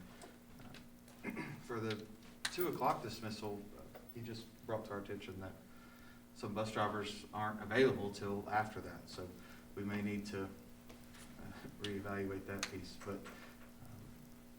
we would shorten each period equally. So they would have all the periods They would every have all the day. periods each day. They would just be shortened. Correct. Will that affect the time as far as getting in our days and hours or whatever that we're teaching, or is the virtual aspect will help take care of that? it takes care of that. Okay, that's what I figured. A lot of those requirements have been waived by the department, so we'll have to look at that as well. I know that Heather, in one of her classes, I guess maybe she told me her fourth period, that if she brought two classes together, that's gonna be 36 kids in her room, and I've been in that room, and I'm not sure how, that's a tough room. Back there in the back, Ms. Hodock, she has worked really hard on that schedule, and teachers have been pulling out their hair with us, because we've been making changes. But I think they understand. But we have a plan in place. It's not only Heather or Miss Bailey's class. Miss Johnson's agriculture class is also teetering with some high numbers. We have a plan for the majority of those kids to be able to take an advanced PE class. We also have a plan for Miss Bailey's middle of the day art class. We don't offer a lot during those periods to be able to just move. She teaches 7 through 12 in most of her classes. So we're working on a plan that will allow a second classroom to be utilized for her art room, and utilize one of our paraprofessionals. She hasn't complained, I asked I would her complain. questions, so, I mean, that's.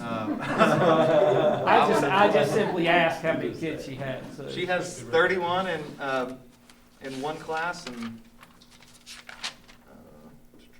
upwards of 30 in her fifth period. So, and that's assuming kids come back from virtual. She has a lot of virtual students that we have not confirmed if they're coming back or not. But in the event that we are in those higher numbers, we do have a plan that will work with one of our paraprofessionals to be an extension of Miss Bailey in a separate room. So, and that's with the help of Miss Hodock.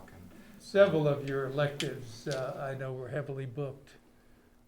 Will the students be able to keep those electives? Art and Ag were the only two that were. I thought there was a history one or Mountain Home Center or something that was also heavily booked. Well, I mean, both our government classes are heavily booked. Okay, government classes. There's only 2 government classes, but there's like 63 kids. We have 31 and 32. Calculation that should have been done earlier, like 3 government Yeah. classes. But Right. We've done the best we can. Right. So yeah, what's our that's- yeah, solution to that? I mean, they're gonna be able to stay in those classes? We divided them up pretty evenly between the 2 government classes. The solution for right now is to replace what we've gotten, or we removed tables to prepare to social distance throughout most classrooms. We've been working with the surplus store to get us new desks in there for these replacements that we need to make. It really boils down to what is our interpretation of what is safe with masks on. How close can we be? And if it is every desk can be full with a mask, it's doable. Are you going to need to purchase? We already have, yes, sir. We've purchased we could put- roughly 30 desks right now for about $5 a desk. We have a good relationship with the surplus, like and they're sending us more from Richmond as we speak. So Okay, that's something we're working on this week and next week to get those in here. because there was some concern on these government classes whether we're going to ask the students to change curriculum, but we're not doing that, right? No. Government classes will not be touched. Government is a required class. Yeah. Government is a required class. Yeah, It's not an that's a elective. senior. One of the questions I had was, are we gonna pretty much bring everybody back on that date, or are we gonna do a phased approach? What were the plans for that? Well, that's to be discussed, but the size that we are, let's take for instance, let me take this back. The high school has about 112 students on a hybrid day. Is that correct? Roughly, yes, sir. We've got 220 total. So if you bring that back together, that'd be 220 students in the high school. That's about a third of them, or a third or more of them, that's doing the virtual. So my question to you is, if you want to do that, why? When we're that small, we don't have the large numbers that some of these other schools have. Why would you wait to bring the others back? I think it just prolongs the pain and makes it more complicated. So now, is there a plan? So I know we talked about after this first semester, then people that went all virtual being able to come back. Are we going to stick to that since we're bringing all the kids back? Or are we going to do a phase, say like we'll bring A and B together for 4 days, go 3, 4, 5 weeks, whatever, and then make another invitation again for people that are 100% virtual to come back? Do we want to put, I know, because we were making the invitation for them to come back early, but do we want to put a halt to that to where let's see what happens when we double our size rather than, because if it's a third, rather than tripling our size, let's do a phased thing. Let's halt the invitation back. Let's get A and B put together, see how that goes, and then cycle those people back in. Well, I think you could have people going both ways. Some people are going to say, well, I'm not sure I'm comfortable with 4 days, so you could lose. So, I think when we kick this off, it should be an open invitation. Yeah. Now, You see, you run the risk not just doubling your size, you run your risk getting bigger than that. So, with the elementary school, I know you've got a different set of problems. While your students are smaller, they also have a tendency to congregate more. yeah. With lunches and things, I know you've talked a little bit about trying to use Wagner I'm not sure for lunch, but to separate students. Do you have any other ideas as far as how to get more space? I don't think we're building this year, so not necessarily. It does come down to the idea that we can maintain in classrooms a 3-foot distance between students relatively easily, but it is going to ask that students are wearing masks, as Mr. Mead said, when they cannot maintain 6 feet or when it's not 6 feet or less. So the idea of mask breaks means that we have to move the students more than 6 feet apart. Right. So we would maintain recess. We would establish a lunch procedure that we can give that kind of spacing.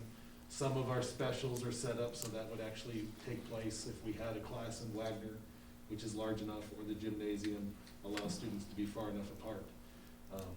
The biggest and number one concern is the safety, and then right after that is making sure that we are actually providing sound and maintaining an adequate, or actually more than adequate at this point, instructional time. Because we can do that. We have maintained the guidelines where we are, and we've had no cases associated with the school. So we're pretty confident where we are with that, and we'll continue to go through those checks and balances as students come into the building. But we do not have more space. We can't just invent that.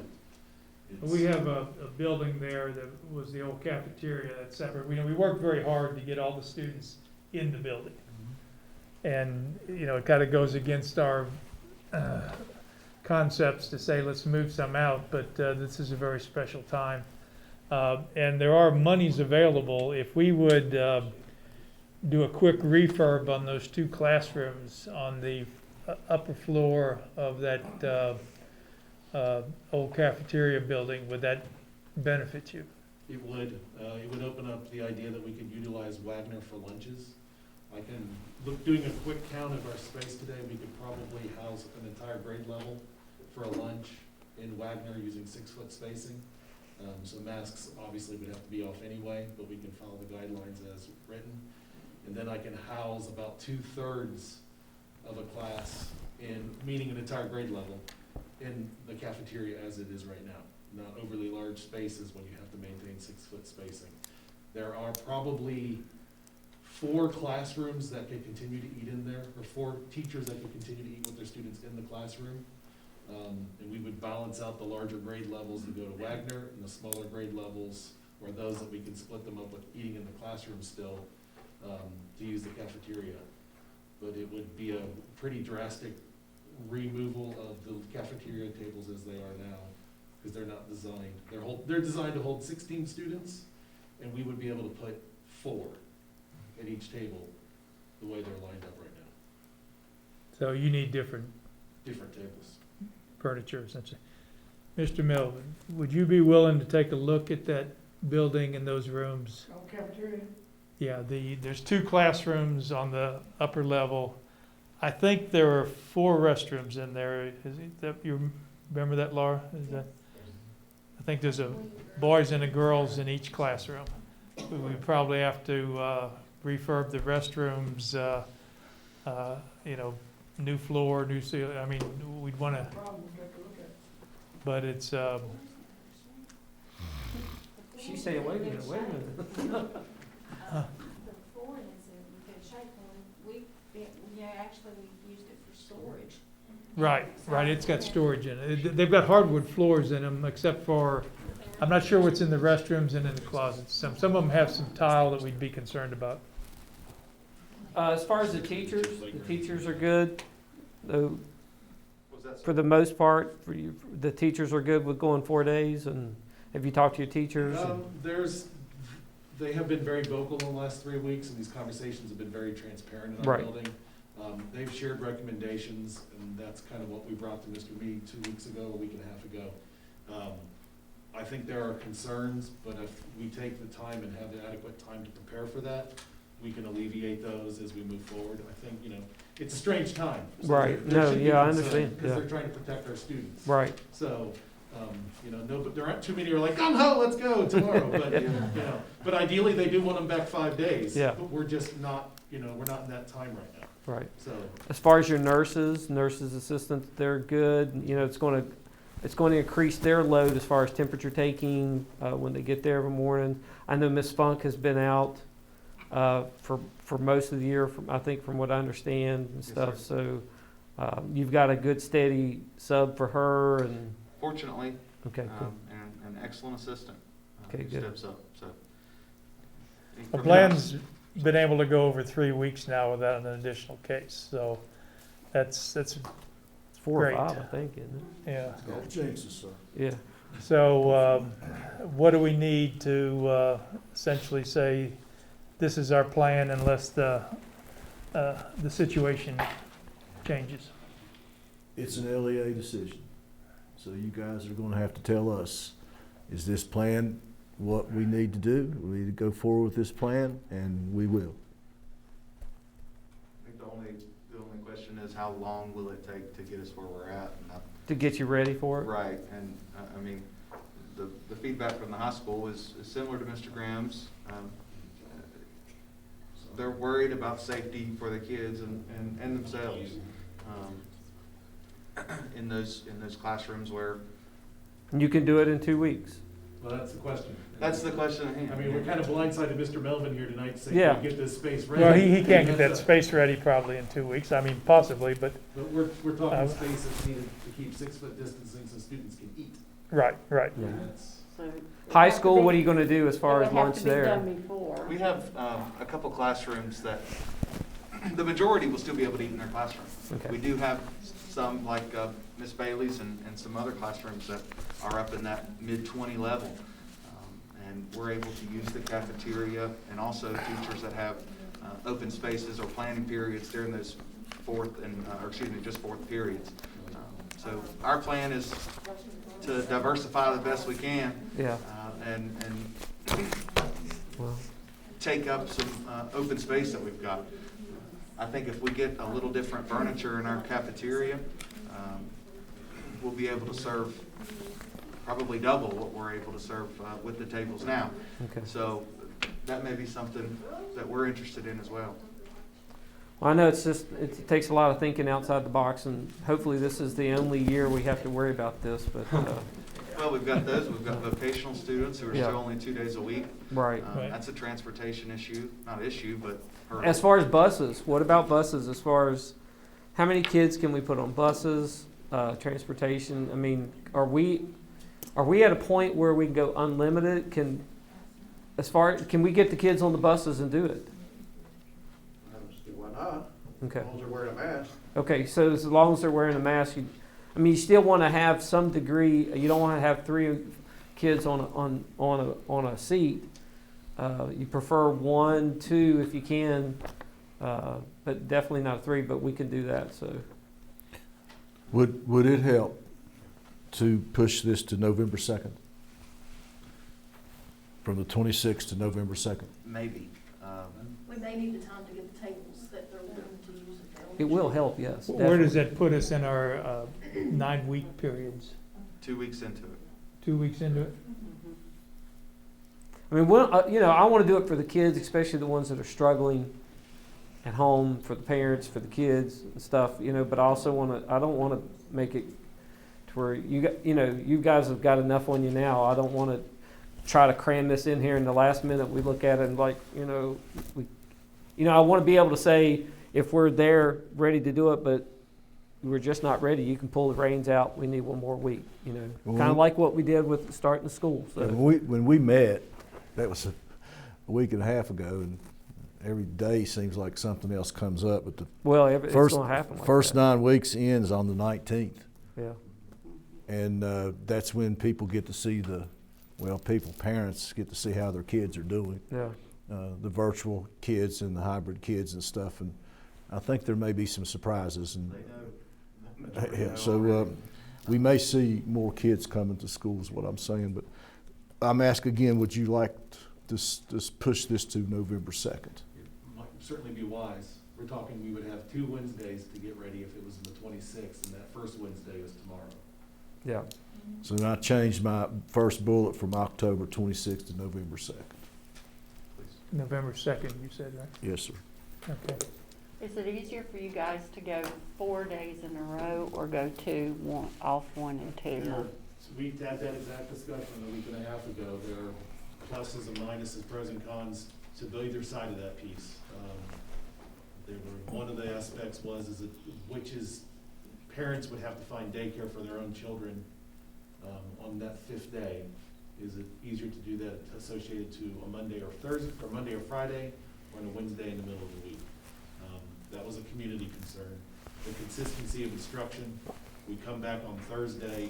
It's like starting a new week all over again in some cases for some of our younger ones to keep the routines in place.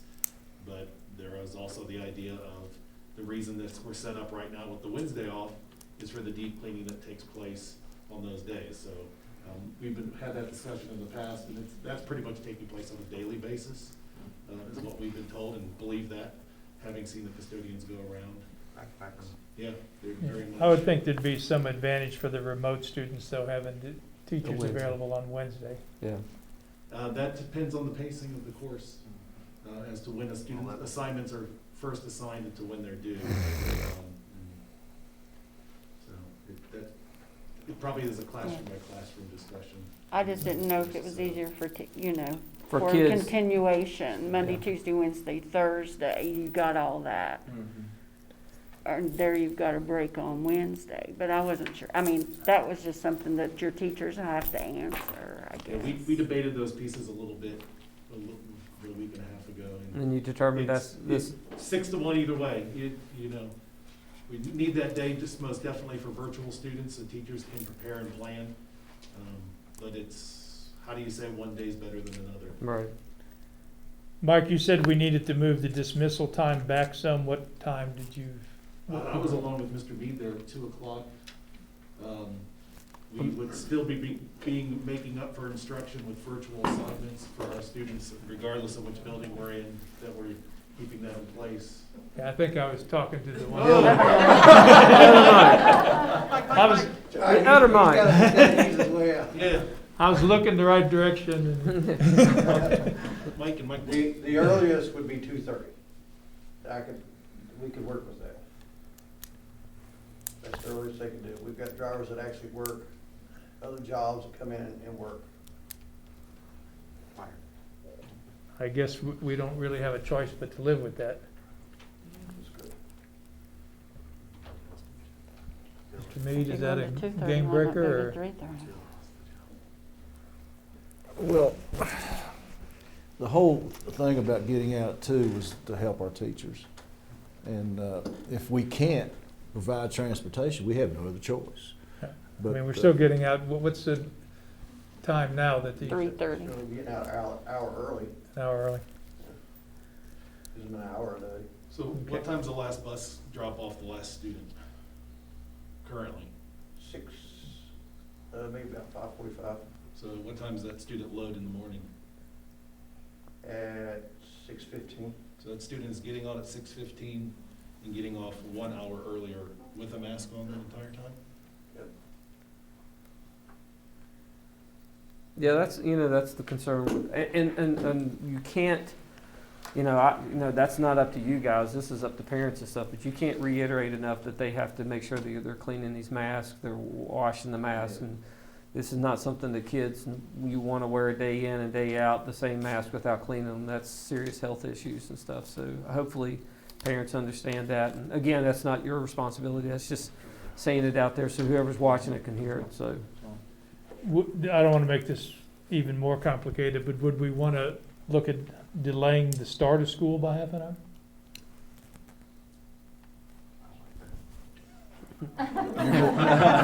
Whoa, April, sleep early. Weather coming in the wintertime, wouldn't be a bad I mean, is that a conflict with your drivers? Pardon me? Is that a conflict with your drivers? No. So right What now, about the school starts teachers? at what time? 8:30. So they would be starting at 9. Would that help with the teachers? Cafeteria, what do y'all Any think? comment from the teachers? A delaying, We would just have to change our application for, change your, the application for the free meals, oh, okay. just for Right. the time frame. Yeah, okay. How would that change the Yeah. time between you're getting ready for breakfast or serving breakfast and getting ready for lunch? That would be That's something gonna you be guys rough, think. yeah, because right now, we have breakfast ready at 7:45, finish feeding at 8:30, and then lunch starts at 11, so we're You- pretty close in between meals as far as our time. Well, you would goes. push lunch back 30 minutes, you would push, Yeah, lunch just back push would be it pushed back. back. And everything would move back. Everything's gonna be 30 moved back minutes. 30 minutes. half an So hour. that shouldn't change. Okay. Yeah. Everything's gonna just, if you done it at 10, you're doing it at 10:30. So everything's just gonna be pushed back 30 minutes. Comment from teachers is Yeah. You coming guys are out, in this starting stuff half too. an hour later, a good or a bad April gets to thing? sleep another 30 minutes, I'm just saying. So what do you want our comments on? Pushing it Pay back, attention. pushing it back 30 minutes, because, okay, so. We're gonna go 30 minutes later than what we originally were in the afternoon. Do we want to start 30 minutes later in the morning? So if you go from 9. That's not an answer. From 9 to 2:30. I mean, honestly, my family's already on a schedule, so I mean, Right. we're gonna be up at 6 o'clock anyway. anyways. Yeah, vocational.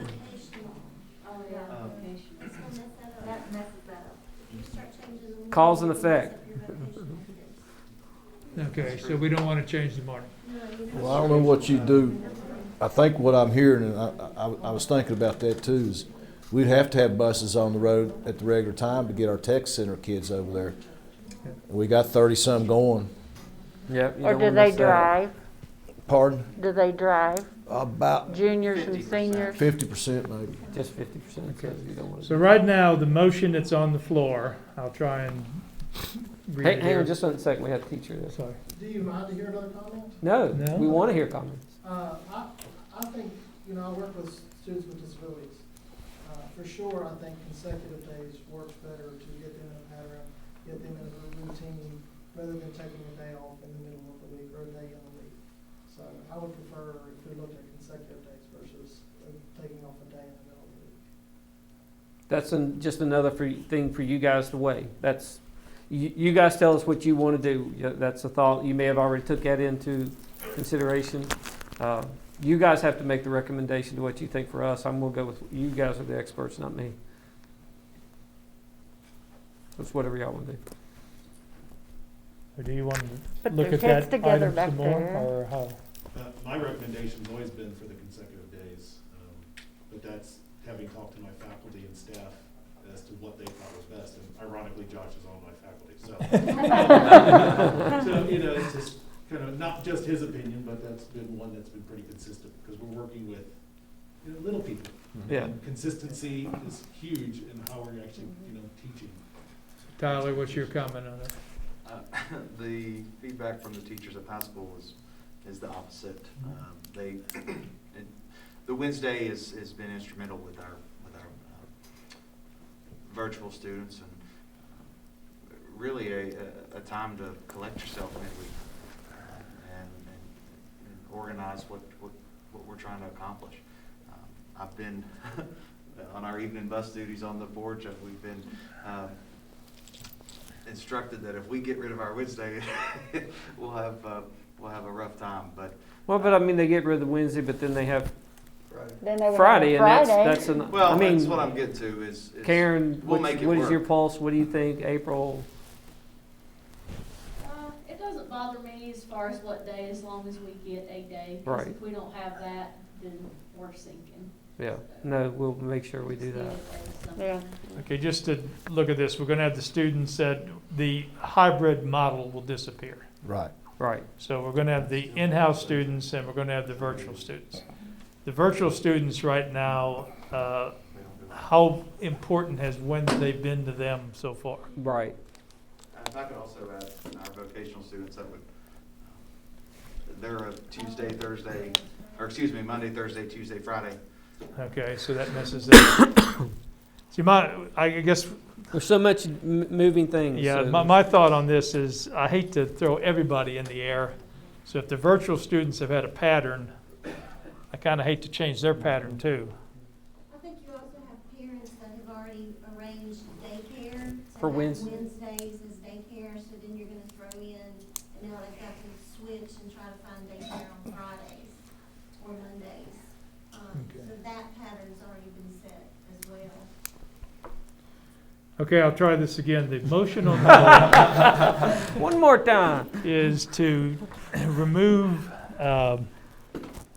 hybrid learning on November 2nd and go to a 4-day schedule, which will be Monday, Tuesday, Thursday, Friday.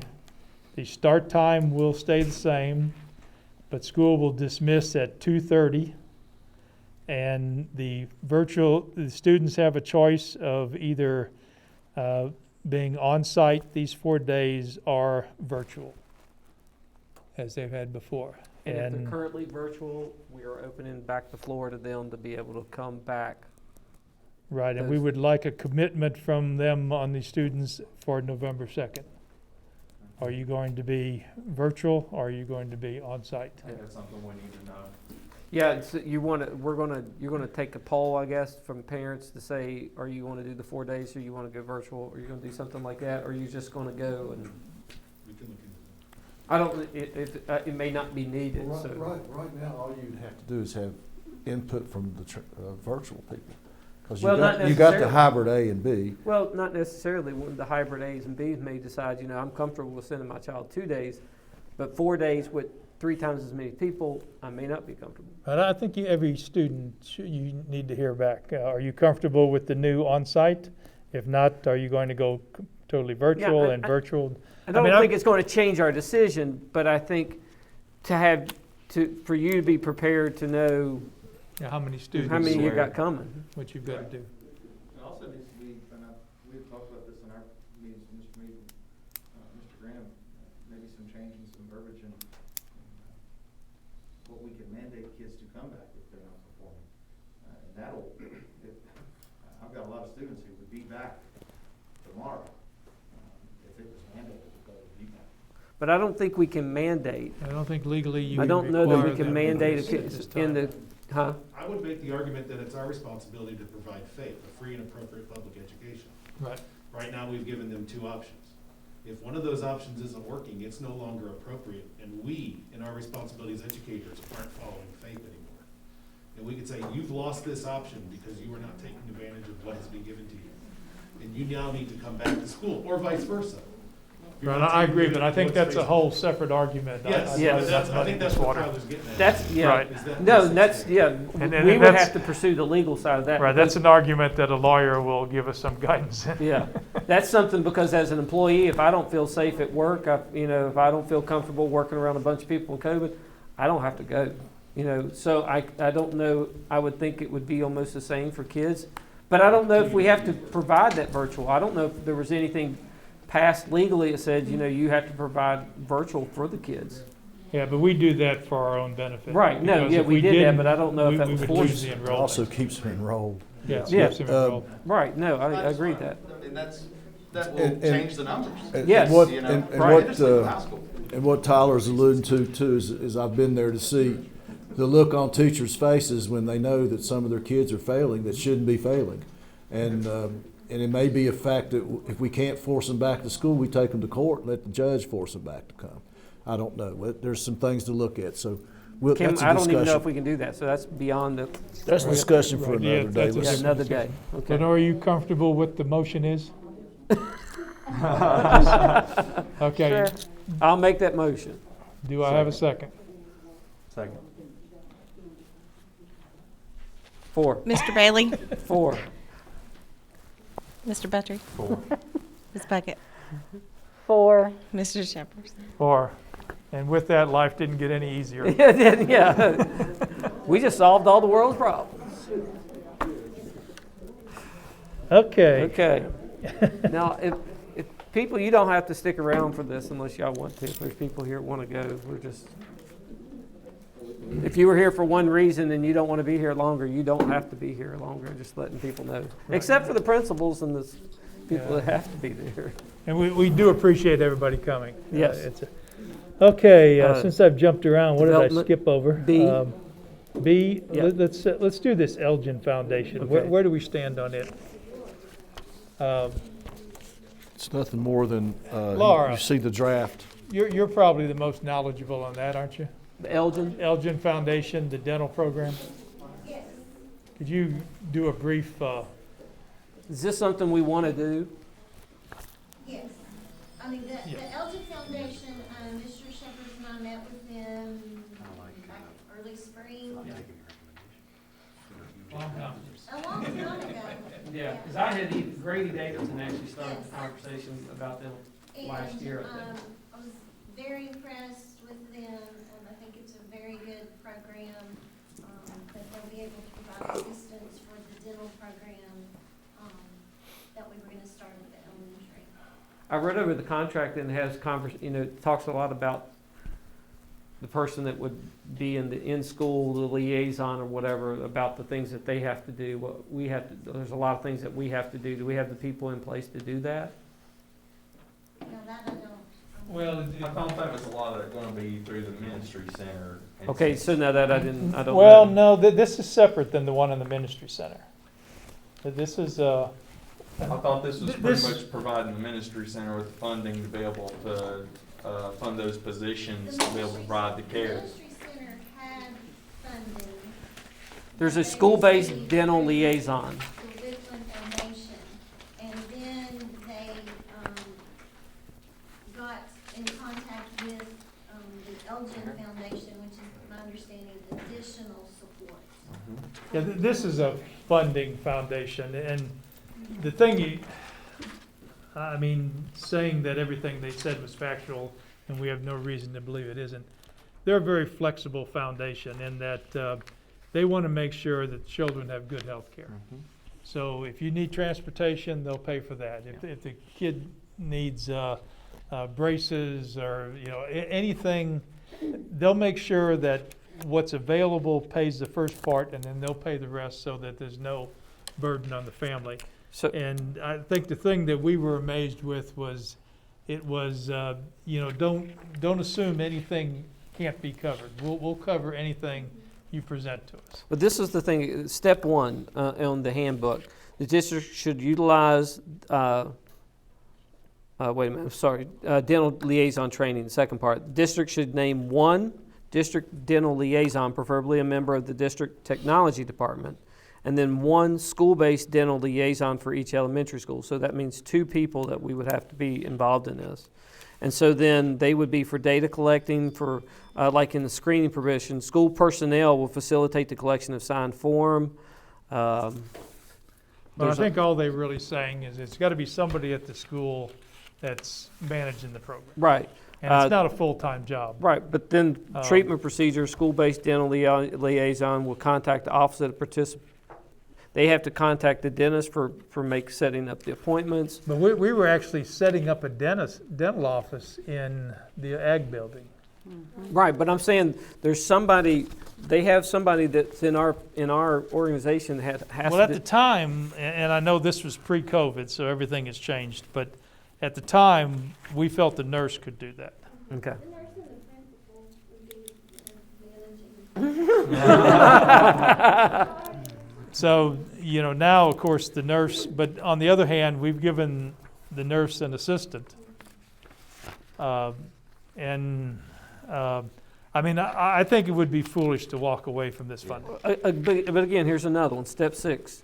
Dental treatment data will be tracked by the school dental liaison in cooperation with schools by obtaining lists of students being transported to the, I mean, that dental liaison has a lot of things that they have to do in this. Everything from insurance collection to. What about the mission, the person from the Bland mission? So there's somebody there that's going to be doing a lot of that then. That was, yes.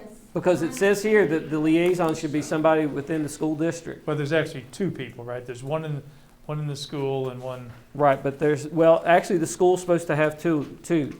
There's a district dental liaison, preferably a member of the district technology, and then a school-based dental liaison from each elementary school. So that's 2 individuals that's talking about. I'm just saying, I don't have a problem with it. It just, to me, unless somebody else is doing the work, there's a lot of work.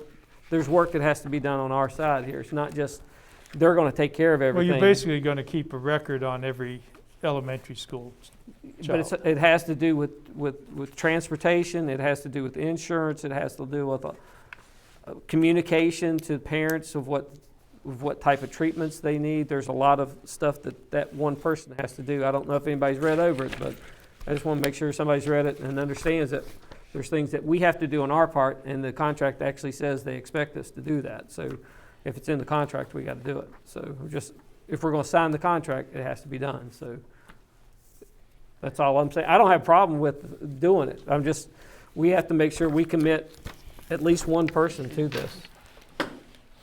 No, and there's no, there'll be a person responsible to say it's a full-time job. It's not. Well, no, I didn't say it full-time, but I'm just saying that you're going to have somebody that's responsible for it. Right, when it originally started, we felt the nurse could cover it in conjunction with the mission. But like I said, the nurse's responsibilities have changed now. Here's like in the suggestions, a dental liaison should be carefully chosen based on excellent computer skills, knowledge of the school database software with a district dental liaison to oversee and train the school-based dental. I'm just saying there's a lot of, I don't have a problem with it. That's not what I'm saying. I just want to make sure everybody understands that according to the contract, they're expecting us to do a lot of information gathering and disbursement that, according to the contract, we would be responsible for. Now, whether there's somebody that's out there that's going to do it, but according to the contract, we are being held liable, not liable, but we have to do this. So if we sign the contract, we have to do it. So if everybody understands that, I want to make sure that we understand it. When you do a contract, it's in a contract. I read a lot of contracts. I do that for a living. So if it's in the contract, I'm not beating it. Us to get some clarification on some of that? No, I just want everybody to understand that I'm serious. If you've read over the handbook, it's in the handbook. What's in the handbook? There's a lot of information. And maybe it's something somebody's going to spend an hour a day once a week on. I don't know. That's the part I don't know. I want us to understand what we're doing. That's the only thing. Just make sure you have somebody that can do it. And maybe you say, yeah, this is no big deal. We got it. So I'm fine with it. Well, it looks like it's not sewage, so you and I will talk about that. I mean, I don't have a problem with voting for it right now. If everybody says we're good with them, we got the people. I'm just saying with everything else that's going on. After meeting with them and knowing what is going on with the, I'll say with Bland Foundation in support of dentistry and the Ministry Center, this was kind of the final thing that made sure that all of our children had free free dental care in elementary school. So I'm a strong advocate of it. Yes.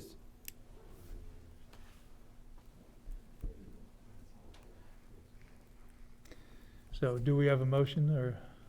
I make a motion that we approve what we call this, memorandum of understanding with the Elgin Foundation. It's an elementary school district program agreement. Okay. Elementary school program. I'm not beating it to death. Program agreement. Yeah. And I'll second it. I don't mind seconding it if we know what we're getting into. Sounds like an elementary. Mr. Petrie, 4. Mr. Bagley, 4. Ms. Puckett, Bar. Mr. Shepherd. Okay, I'm gonna jump to substitutes. Is there anything we can do to get more substitutes, promote more substitutes? Got any ideas? Keep pounding our Facebook. We haven't used that a lot in the past. We just had it, haven't had it that long. Typically put it in the paper once a year. We do not typically get any responses. I just think the Facebook. It's always on, I think more people read the Indeed. Facebook than they do the paper, so Yeah. it's always on our webpage. You can apply year-round on our webpage. How about us putting a plea on our Facebook page? Absolutely. I have Want one to make a ready right motion to now. do that? Can we also add it to the newspaper? Mhm. And do school bus drivers and just Absolutely. substitute We'll do teachers, all of and them. that way we can, and do some, maybe do something other different than our standard, looks very governmental, add some Wonder flowers why. to yeah, it. add some buses and some desks with apples Our on it, kids- something other. Are you talking about for the Candy paper? bars, put Yeah, candy for the bars. paper, and the paper. I don't know if we have those kind of graphics. Well, like I Uh, said, I'll Denise do can that on figure that Facebook, out. actually. yeah. You can find an Denise, emoji or Denise. something, an emoji with a mask. I would make, We use Indeed a lot because we can get hits, we can post it right now and we'll start getting hits like immediately off of Indeed. We've used Indeed. We've used Indeed before too. I mean, does that work for substitutes too, you think? Handle it. Lenore, take care of it. Okay. indeed. Do we need to make a motion for that? Make a Usually motion. when we I'll make use, the motion that we do that. when we use Indeed, Lord you have get mercy. applicants from like Maryland and North Carolina and Yeah, but for Wyoming, and you don't really get lots. I'll interview the people in Wyoming. You We will. have to go there, though. Well, you never know how it may, where it may lead to. I mean, some of these folks may be student teachers looking for a future job. Willing to move. Let's the I'll motion. second the motion. Okay, we got a second. Let's roll. We Mr. are Bailey? expected. 4. Mr. Petrie, 4. Ms. Puckett, For Mr. Shepherd. Or- What was item H?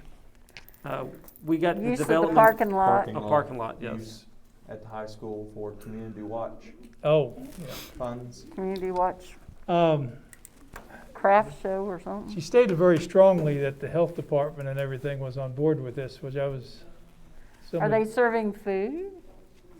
I think it's just a craft show, was it not? I think so. Why would it have to be the health department? But I mean, it just Just to gets make me that sure. everything else is shut down, Festival of Leaves and Yeah. Yeah, every festival in the county shut down and we're gonna have a festival or, craft show. Yeah. Then if we open it up to this, then we Well, run the when we risk of opening it up to did the anybody that investment in wants the parking lot, that was one of the things is that we could use it for other it. For things. So I different mean, things, using the parking lot is no problem in my mind. And, anything for the county, I'm for. The problem is, it's just very peculiar timing. And it's very quick. Yeah, it's a couple of weeks. That's why I knew we had to put it as an action item then, so. Because, Tell them they'll be painting parking spots and we don't know. she's saying October 31st, so it's very quick. Yeah, that's Halloween. Yeah. Charlie, when are y'all- Yeah, and see, there when you are y'all go. If that's finishing Halloween, painting you parking can't be spots? doing When are candy. you We closing don't that want up? food, we don't want candy, we don't, who's gonna take care, who's gonna clean up, who's gonna make sure? Based on whether to do it or not, but we can also move the painting on Saturdays as well. So we've been flexible on that. We've been mainly sticking with Wednesdays because of the weather, but Saturdays are also doable. So they've been using parking lot paint on So Wednesdays that would and be Friday, or conflict Wednesdays and with Saturdays. Wednesdays, Saturdays, yeah. So, I don't wanna disrupt that. so. Like I say, I mean, I'm for this. yeah. It's just a timing issue and I think we need more information, don't we? Yeah. Or not? I don't think we need more information. I think, one of the other things that we've done as a school system is we've talked about how that we're not allowing outside activities right now inside the school system, or inside school buildings. And outside, I mean, I don't know, I mean, it's up in the air. So I understand what you're saying, 'cause if Yeah. we're gonna close it down on the inside, Yeah. should we do it on the outside too, so. What are your thoughts, Mr. Eastep? Well, this is the first I've heard of that. We didn't get the email to They the didn't get a city. building just use a- form or nothing like that? I haven't, no ma'am. I don't believe Mr. Mead has. I'm with Mr. Shepherd. I understand, we want to do as much for everyone as we can. But if it's something that's can be pushed back to when we're better prepared for that, I would feel more comfortable. I think you're going to run into more people and groups that are wanting to do similar things that we simply cannot do. But I understand both sides, so I'm willing to do whatever Mr. Mead and the board wants to do. What about if we say, look, basically we're for it. Problem is how quick this thing is happening. The timing. And we'd like to see it pushed back. Sounds good. Maybe at a, And more information, I a mean, I more- don't know that, again, the food, Yeah, I don't know mean, if there's gonna be food who's- served, I don't know that we want that. Yeah, is there Clean up. food, how many booths, and, just some more information. Who's gonna be responsible for cleanup? I mean, That's a good we part. run into the wrestling fiasco of a few years ago, so, Well, generally. Mr. can we Griffin. table it? And maybe this doesn't apply, but generally, when you have that kind of event, they want access to restrooms. Yeah, and restrooms is another thing, and I don't think we can give access to restrooms. No. I don't think we can. But you have, They like can't Mr. have Butcher access. said, you have said no inside stuff, and I've had to tell people that. Yeah. And I mean, the other thing is liability. I mean, what happens if somebody gets hurt? What's gonna happen? Yeah, so we'll table it and go from there. Well, I mean, the liability, we can probably cover, but, because we do other events. I mean, like I say, when we did the parking lot, that was one of the things, is that we could have flea markets and, community type things, This but. is actually the first one to ever approached us, I think. Yeah, and, but it's, the timing's so short, and at this time, we have so many issues to consider with it, Yeah. so, All right, okay. that's an action agenda, do we need to just say we Let's table make it? a motion to table that item. Please. I'll second that. Mr. Buttrey? 4. Mr. Bailey? 4. Ms. Puckett? 4. Mr. Shepherd? Okay, item B, we got a lot to do since I'm only at B. But we've been thrown into this situation of changing the way we teach. And I think it's been amazing to watch all the things that have been developed since this COVID came in and school was shut down, and now we're having virtual and hybrid and all of this. And, there's a time where you kind of let things run because innovation is developed by this person does it this way and that person does it that way, and they compare things and learn from each other.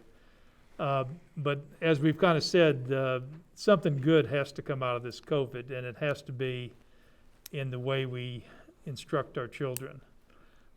With that, I get frequent complaints on the difficulty that the parents are having at home, probably as much on the hybrid as, I probably hear more about the hybrid than the remote. But, this didn't work, and I tried to do that, and I thought it was here, and, I thought I got the feedback in, and I didn't get it in, and all that. So I think we all understand this is very much a work in process right now. And we need to review everything we've learned. We need to understand what's worked well, what hasn't worked well. And I don't really believe that school is ever going to go back to the way it was. When the pandemic was hitting last year, and Mr. Mead was, fighting all the battles. My comment was, I'll be happy if we can just go back normally next year. Well, we know that didn't happen. I had somebody tell me today, I'll be happy if we can just go back normally next year. That probably, depending on your definition of normally, is probably not going to happen either. This is a permanent change, and it's different for every grade level. We all recognize that, the smaller children have to be in class, have to have face-to-face instruction. On the other hand, when you get into the higher grades, we've somewhat taught these students how not to come to school, how to do it online, how to do it remotely, and how to have, I'll say, more control of their schedule, and also how to change the pace of their learning. Learn faster, learn slower, do everything. So we have to know how to move ahead. And what we're looking at is trying to put together the action agenda calls it a development of curriculum and online education. And with that, we need somebody to head that thing up. And it could be a lot of different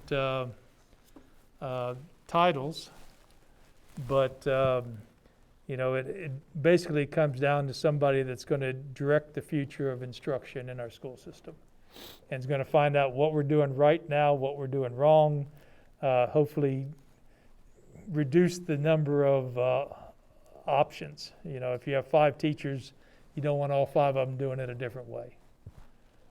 So with this is an open discussion of how do we move this thing forward.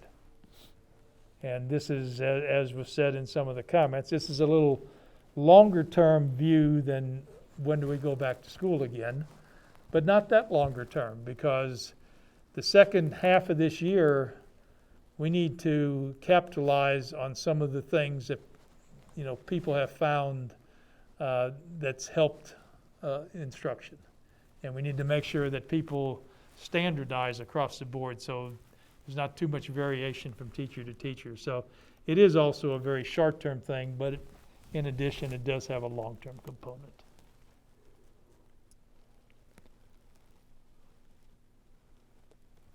It's a big job.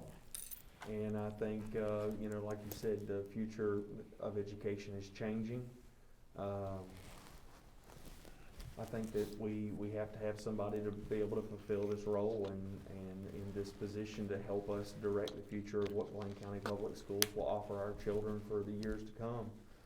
And whether that's also in our elementary, but also in the future, we would hope to be able to offer even some more VOTEC classes, other electives that we've talked about that can maybe inspire us into some ways that we haven't thought about outside the box, even outside of the United States, but within the confines, if you will, of what may be considered by the DOE and even the Federal Department of Education is acceptable, and provide some guidelines and guidance to those subject areas.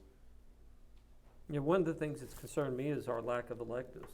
I think we said years ago that we want to add electives, and yet in the last 3-4 years, we've lost electives, and somehow or another we've gotten off track. We want to offer more electives to our kids, and I think online is a way that we can do this. And we have teachers at the high school that can right now step in and do electives. Yeah. We have to compensate them somehow, but you'd be shocked the number of teachers there that I've talked to that can do so many different things. Mm-hmm. So we're not really tapping into what we already have. Right, and that's part of this development of our curriculum. Mm-hmm. And I think we see that with the electives we have now being so loaded in some of them. So we need a person to. Well, I was going to say, guys, we have a very small system here, but like I think Mr. Shepherd's alluded to earlier in this meeting, is it doesn't matter. We are under the same standards and regulations as Fairfax, mm-hmm. and we've got a very skeleton crew here, and I can't add a job like this to another person. They're not going to be able to do it. I'm telling you right now. We're all just like teachers and everybody. We're all up to our eyeballs and stuff. So this is not something I can say. All right, Laura, you pick this up. That's all I've got, you know. And she's great, but I'm not going to say, Laura, you pick this up, or you pick this up. Well, that's it. There's nobody else. There's nobody else. Laura. Kelly, I can't give it to Kelly because I'm afraid of Kelly. So there's just not. I mean, I've got to have some help, and if you all would be willing to entertain that, I'll come up with some kind of description for you to look at, and hopefully I can have that done in a very short period of time. But it's like in the instructional plan updates. So we haven't been able to hit that. We need to, but we've not been able to hit it because we just haven't had the time to set aside to do that. That's a timely thing, and it takes a lot of. The COVID has been. All right. I just can't tell you how much time that's taken, and we need to do a little bit better job of that. We need to get the best bang for our buck, and I've killed Lenore with that, and you know I'm sure she'll agree with me on that. I send things to her, say, Lenore, let's get this, Lenore, let's get that, and she does it. So we need help with the online classes. We need to have a plan with how are we going to reach all our kids in Bland County. We still don't have a plan on that. I mean, I listened to pick on Laura again today because she doesn't have any internet service right now, no cell service. Is that correct? Have not since Friday. She's climbing the telephone pole to use a telephone, and so we've still got those kind of issues here in the county too. So we need some help. We need. I can't just. I'm sorry, but I can't dump this on somebody. I'm sorry, I can't do that. I have nobody. And something from the selfish point of view, and I'll call it selfish, but we need our students. The school system is funded by the number of students we have. And if students decide to, I'll say, not enter our system for whatever reason, be it the fact that they can take Virtual Virginia, and we need to be able to offer things to our students that make them want to be part of our organization. Because if they decide not to be part of our organization, it's going to be hard to keep our organization afloat. And people need to understand that. It's And they deserve that. Oh, and I they forgot deserve about that. Denise. I could put that on her. And there's much Sitting more over like a church mouse.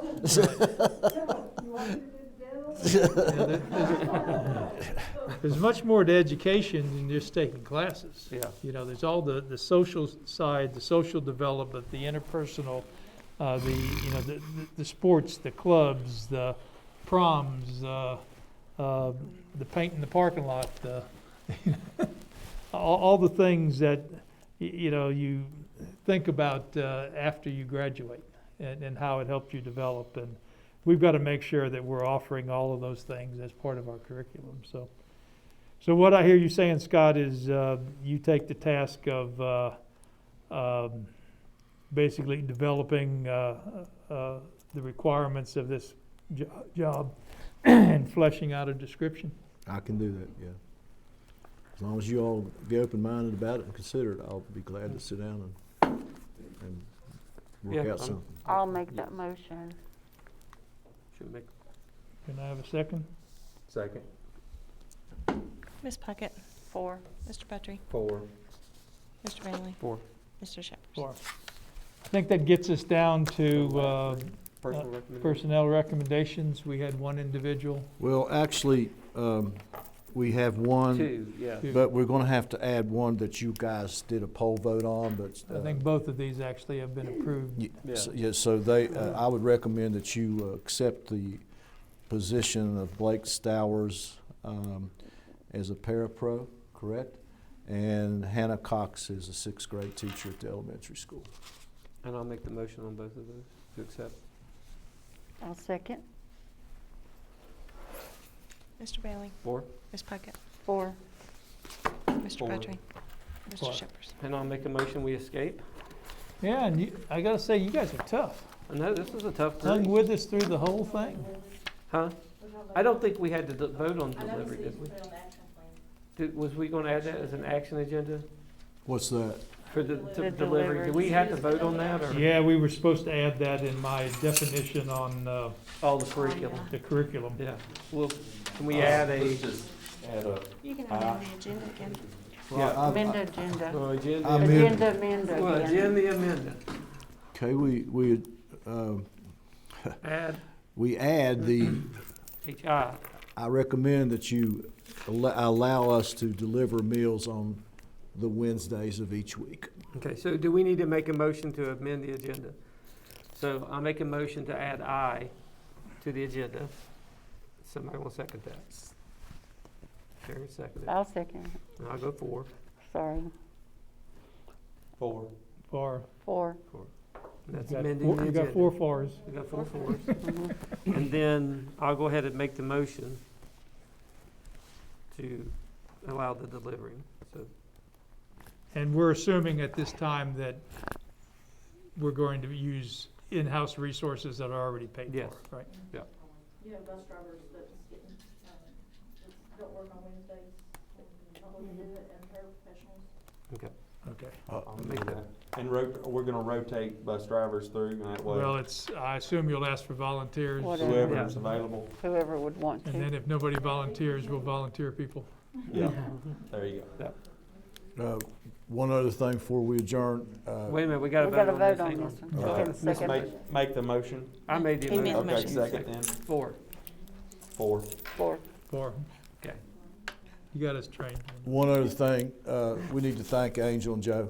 Yes, thank you, Yeah. guys. Yes, They've done Yeah. a great Appreciate job. you guys. We Thank you. appreciate you. Thank you. Probably need Sorry it. to hold you up so long. It's going to Can get better. you we tell if promise. anybody watched us? Nobody. Yeah, I'm sure there are. Yes, Somebody there's did? Okay. Somebody did, There's okay. people that don't. Well, we're famous after all. Okay, did we adjourn yet? I'll make a motion to adjourn. Second. Mr. Bailey? 4. Mr. Petrie? 4. Ms. Puckett? Four. Mr. Shepherd? For, We had 39 watching right now. okay. How many? Thank you, everybody. But, 39 yeah, but there's always more of the show. on Facebook.